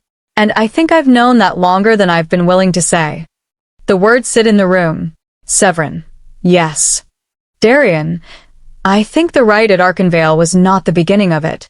And I think breaking it was never going to be as simple as a blade. Sevrin, no. Darian, and I think he stops. Starts again. The slight imperfection of a man reaching for something that doesn't have a clean sentence yet. I think I chose that ceremony, not because I was manipulated into it, because I was afraid of what not choosing it would require of me. The honesty of that lands in the room with a weight that nothing strategic has carried today. Sevrin looks at him.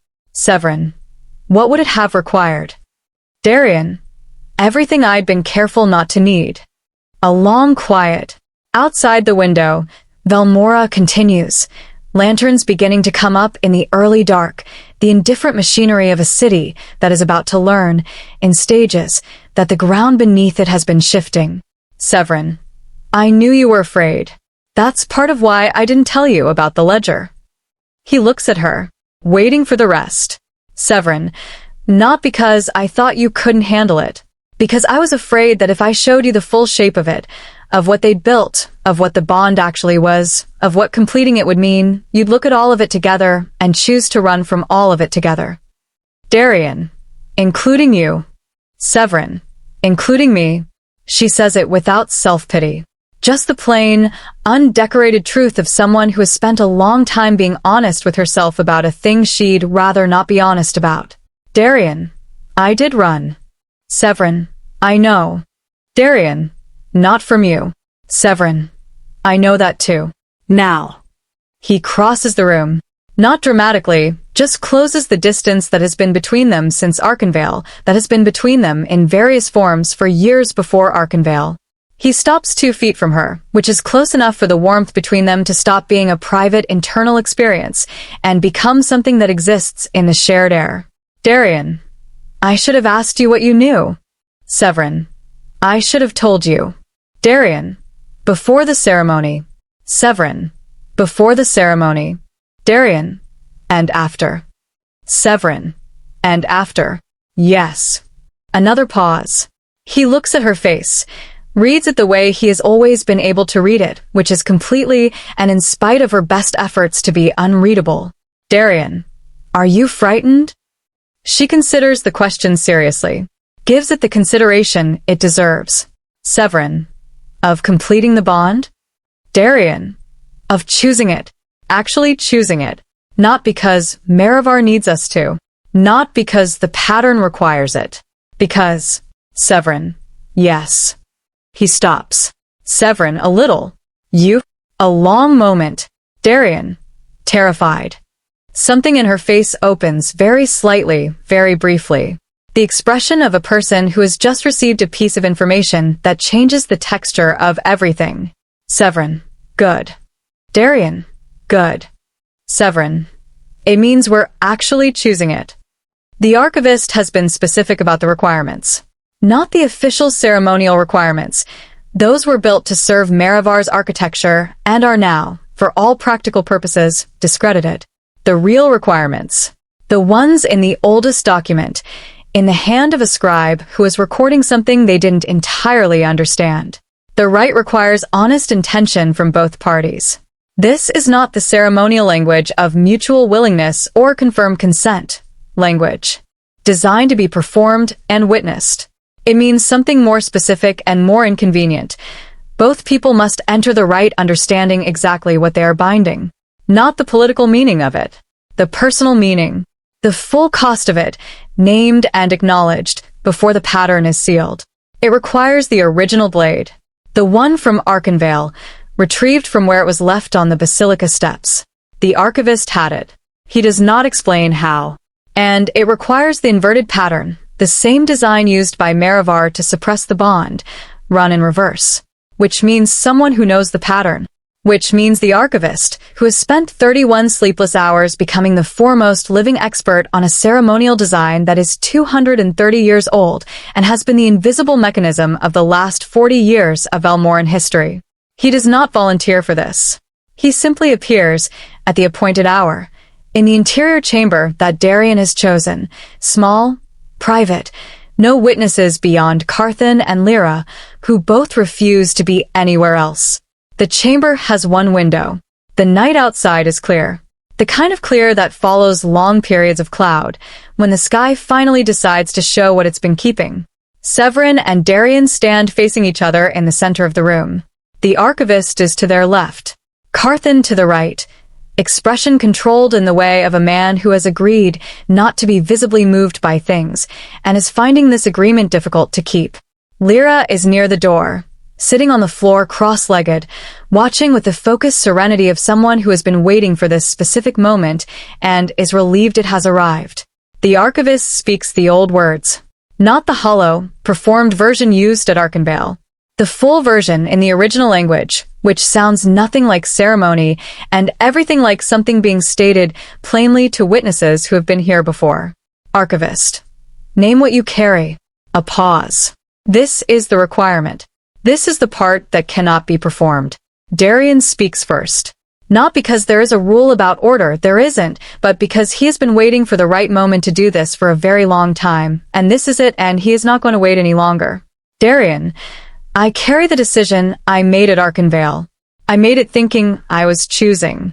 I was wrong about the mechanism, and I was not wrong about the fear behind it. I was afraid of the full weight of this, of what it means to be responsible for someone's safety when you are also the person most likely to fail them. I chose the ceremony because failing a ceremony is survivable. I am naming that. I am choosing differently now. He looks at her directly while he says it. All of it. He does not manage his expression. He does not compress the parts that are difficult. He says it the way you say something that has been kept too long in a closed space, carefully and with the specific relief of finally letting air in. Sevrin is very still for a moment after. Then, Sevrin, I carry what I knew and chose not to say. I carry the decision to protect you from information you had the right to have, because I was afraid of what you'd do with it, and underneath that, afraid of what it would mean for us if you had it and still walked away. I made that decision alone, and I've lived with it alone, and I am naming it in this room, in front of these witnesses, and I am not defending it. I am carrying it forward into this choice as a thing I did and cannot undo, and am choosing to be responsible for. She meets his eyes when she finishes. Steady. unguarded in a way that is not natural to her and costs her something, the specific cost of choosing vulnerability in front of people, which is a different and harder thing than choosing it alone in the dark. The archivist continues. The old words move through the room like something that has been waiting for the right conditions to exist. Not heavy, that's the thing neither of them expected. Not the weight of ceremony, but the lightness of something being correctly completed. Something returning to the shape it was always meant to have. The blade is offered. Sevrin takes it first. The same blade. The same etched pattern, now inverted. The archivist's work, careful and precise, the design run in the opposite direction so that the lines that were designed to suppress now seal. Her palm opens without hesitation. The cut is small. It is not the first cut this blade has made on this hand, and that history lives in the moment without being spoken. Darian takes the blade. His cut is equally without ceremony, clean, direct, the action of a man who has stopped performing and is simply doing the thing. Their hands meet. Blood meets blood.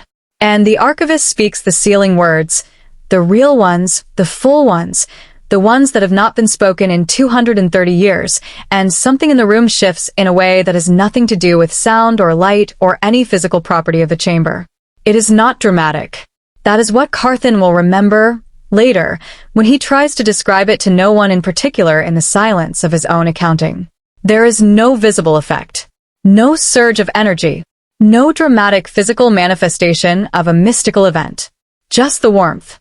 Both of them feel it simultaneously, not the familiar, persistent, one-sided warmth of the suppressed bond, but something bilateral.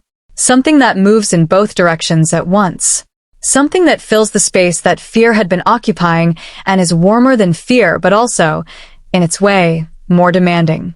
Severin's hand tightens around his. Not with desperation. With decision. His hand tightens back. The archivist speaks the last word. And the bond closes. Not ends. Not breaks. Closes.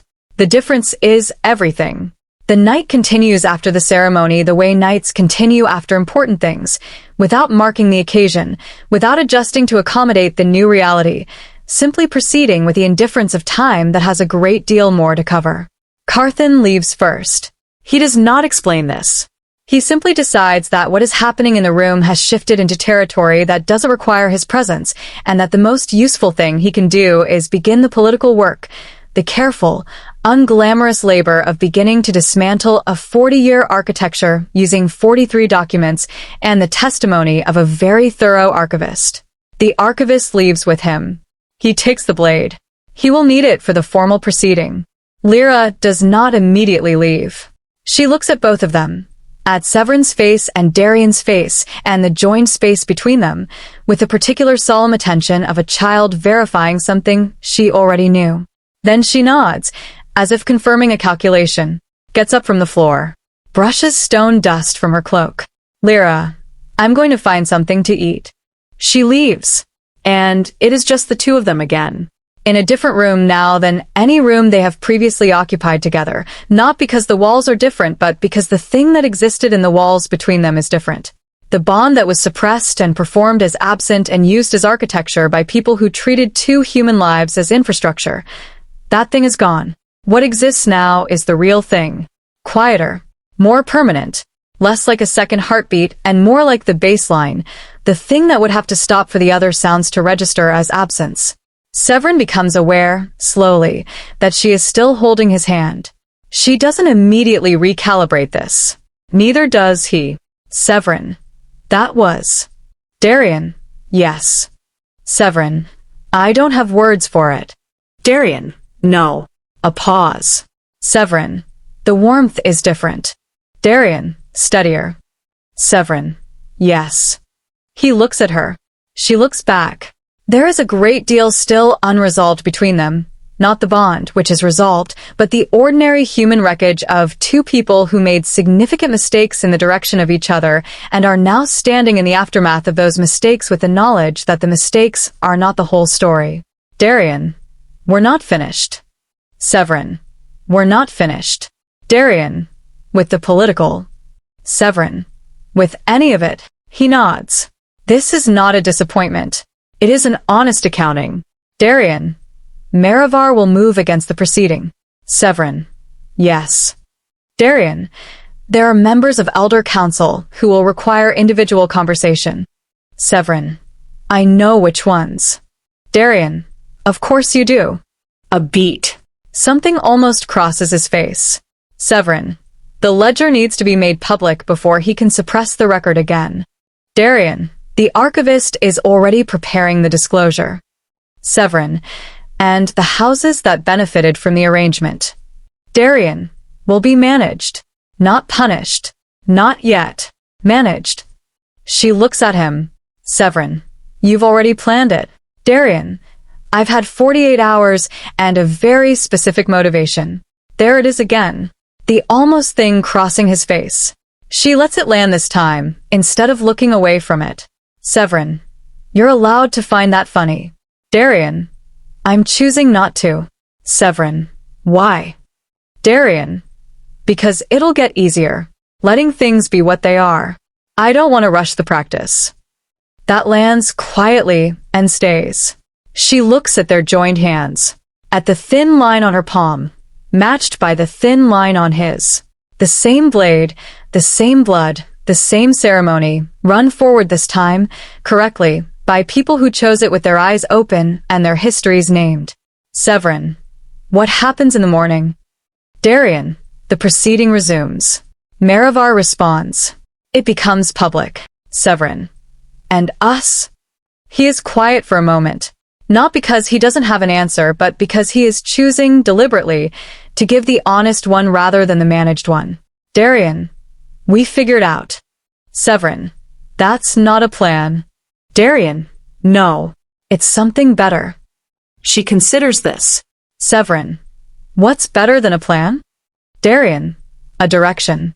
Aldrich Maravar has been making his last move since before he knew it was his last one. That is the nature of last moves. You often make them in the guise of something else. A correction. A repositioning. A minor adjustment to a strategy that is, you tell yourself, fundamentally intact. He calls the 3 remaining allied houses to a private meeting in the west quarter of Elmora. They arrive with the particular tension of people who have been told that everything is fine and have stopped entirely believing it. Aldrich. The formal proceeding is a performance. The documents he has are real. I will not insult your intelligence by suggesting otherwise. What they are not is sufficient. First house. He has 43. Aldrich. Records of ceremonial oversight, which can be framed, with the right representation, as institutional history rather than organized manipulation. Precedent exists. I have used it before. Second house. Before, you had the archive controlled. A pause. Aldrich. I still have significant leverage within. Third house. He knows about the outer passages. Silence. The weight of this lands differently than anything else in the meeting. The outer passages are not in any record. The outer passages exist only in the knowledge of specific people. If Darian Voss knows about them, it means he has a source inside Maravar's network who has been feeding him information for longer than anyone in this room was aware of. Which means the controlled version of his awareness, the curated feed that Maravar believed was keeping him manageable, was running in the other direction. Which means Aldrich was not feeding Darian false security. Darian was feeding Aldrich false security. This lands on Aldrich with a specific quality of a realization that changes the shape of everything that preceded it. He sits with it for a moment, for 3 seconds exactly, which is for him an eternity. Then, very quietly, Aldrich, how long? Nobody answers. Because nobody knows. That is the thing. Nobody in this room can tell him when the control changed direction because they were all operating on the assumption that it hadn't. He looks at his hands. Steady. They are always steady. They will be steady until they are not, and he has had no indication that that day is today. And yet, Aldrich, the bond. First house. The severance was performed. The record. Aldrich, was theater. I know. I built it. First house. Then the bond is. Aldrich, close. The word lands in the meeting with a finality that has no response. Not severed. Not suppressed. Closed. Which means the pattern key is inert. Which means the conduit is gone. which means 40 years of careful construction, 40 years of positioning and patience and arranged outcomes. The entire generational project of House Merivar now rests on 43 documents and the willingness of a king who has been awake for 48 hours to pursue the dismantling publicly enough to survive Merivar's counter. Aldrich folds his hands on the table. Aldrich, he'll need witnesses for the public proceeding. People willing to testify to the pattern. Second house. No one in this room. Aldrich. Not in this room. He looks at the door. Not because anything is there. Because he is doing what he always does. Modeling the board from every angle. Finding the positions. Calculating which pieces have already moved. Aldrich. She'll testify. Nobody argues. Because nobody can. Sevrin Hale was in the position to observe the full architecture of what was done at Arkenvale. She found the ledger. She knows the pattern. She was, from the beginning, the variable, the piece that never went where pressure sent it. And now she is no longer a piece. She is on the other side of the board. Aldrich is quiet for a long moment. The three houses wait. They are waiting for him to tell them what to do next. They have been waiting for him to tell them what to do next for years, and he has always had an answer, and the answers have always been right, and this is the architecture of his actual power, not the documents, not the ceremonial positions, not the 40-year project. This, the belief in these rooms, that he knows something others don't. He looks at the table. Aldrich, go home. First house. What? Aldrich, go home. Distance yourself from the proceeding. Cooperate where cooperation is required. The houses that survive this will be the ones that demonstrate they understood what was happening and stepped back from it. Second house. And you? He looks up. His expression is, as always, composed. The composure is genuine, not performance, not management. The particular piece of a man who has run the calculation and arrived at the only honest answer. Aldrich, I built something that was not mine to build. I used people as infrastructure. I told myself it was for stability, for continuity. He pauses. Aldrich, I am not certain I was entirely wrong about the goal. I am certain I was wrong about the method. He stands. Aldrich, I will cooperate with the proceeding. The three houses sit with this for a moment. Then, one by one, they leave. Aldrich remains. He looks at the table for a long time. At the absence of documents, everything has already been taken to the archive, to the proceeding, to the public record that is going to dismantle the next 40 years of everything he intended. He looks at his hands. Steady. He exhales once. Then he reaches for a courier sheet and writes, in his careful hand, a message addressed to the High Archivist. I will provide the full list of interventions. All of them, going back to the beginning. There is a document in the West Archive, false sealed under the Merivar crest, that predates the family. You should have it. It will explain the second pattern. The one I couldn't close. He seals it, sets it aside. Then he sits in the empty room, with his steady hands, and waits for whatever comes next. The formal proceeding takes 3 days. Sevrin testifies on the second one. She speaks for 4 hours. She does not perform composure. She has actual composure, which is different, and the difference is legible to everyone in the room. She speaks with the precise, detailed clarity of someone who has been waiting a long time to say something true in the right setting, and she does not rush it, and she does not elide the parts that reflect poorly on her own choices. She names what she knew, and when she knew it. She names the ledger. She names Arkenvale, not as something done to her, but as something she participated in the full complexity of that participation. She names what Merivar built. She names what it was designed to do. She names the bond. This is the part that the room has been waiting for, whether or not anyone would say out loud in the formal record what the bond between the king and Sevrin Hale actually was. Not ceremony. Not politics. Something older and more structural than either, used as infrastructure by a house that understood its value before either of the people connected by it did. She says all of it. And when she finishes, the room is very quiet and Darian, seated to her left, in the formal proceeding position that places the crown adjacent to, but not above the testimony, looks at her with the specific expression of a man who has just watched someone he knows be more than he'd let himself expect. She doesn't look at him immediately. She looks at the witnesses. The record. The archivist's careful hands moving across paper. Then she looks at him. He nods once. Small. Private. In a room full of people who are looking at both of them. She nods back. Velmora reorganizes slowly, the way all real reorganizations happen, not in dramatic reversals, but in the gradual, unglamorous work of changing systems that have been running one way for a long time and have to learn a new direction. It takes months. Some of it is difficult. Some of it is ugly in the way that truth is sometimes ugly when it has been kept in the dark for too long and emerges blinking into light that it hasn't had to handle before. But it moves. Aldrich Marivar spends 6 months in the formal review process, providing, in his precise and thorough way, a complete accounting of every intervention his house made over 40 years. It is the most comprehensive historical record of invisible power that the Velmoran archive has ever received. The archivist catalogs it with the focused attention of a man who understands that this document is going to change how a great deal of history is understood. The 3 allied houses cooperate. Some do so willingly. Some do so because the alternative is significantly worse. All of them survive. This is, in its way, the point, not punishment but restructuring. Not endings but different shapes. The outer passage is officially mapped. This is Carthan's decision, ratified by the crown with the quiet satisfaction of a man who has spent 11 years navigating things that should have been visible from the beginning.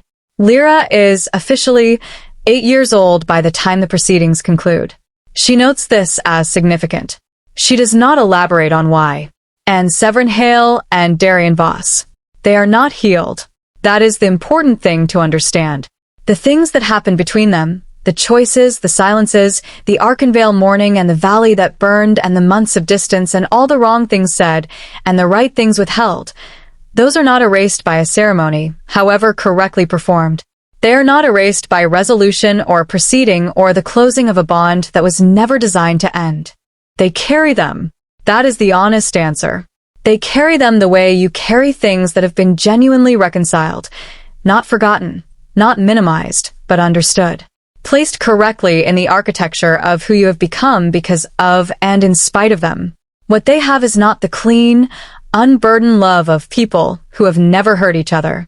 What they have is something more specific and more resilient, the particular trust of 2 people who have seen each other at their most managed and most unmanaged and most afraid, and chosen to keep going anyway.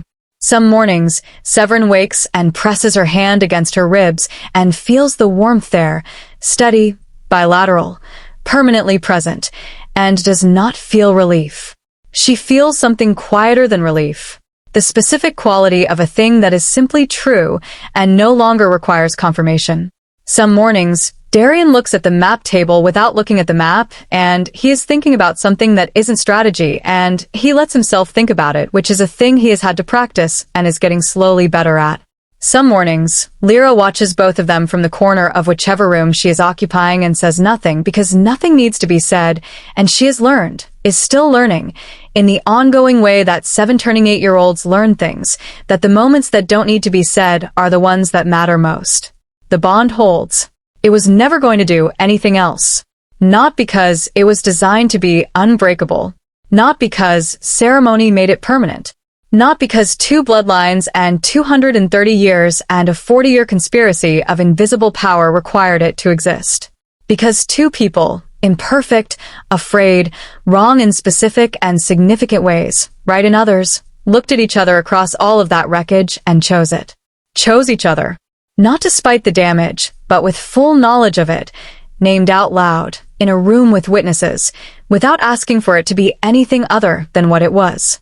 That is not magic. That is not fate. That is just the hardest thing, done honestly.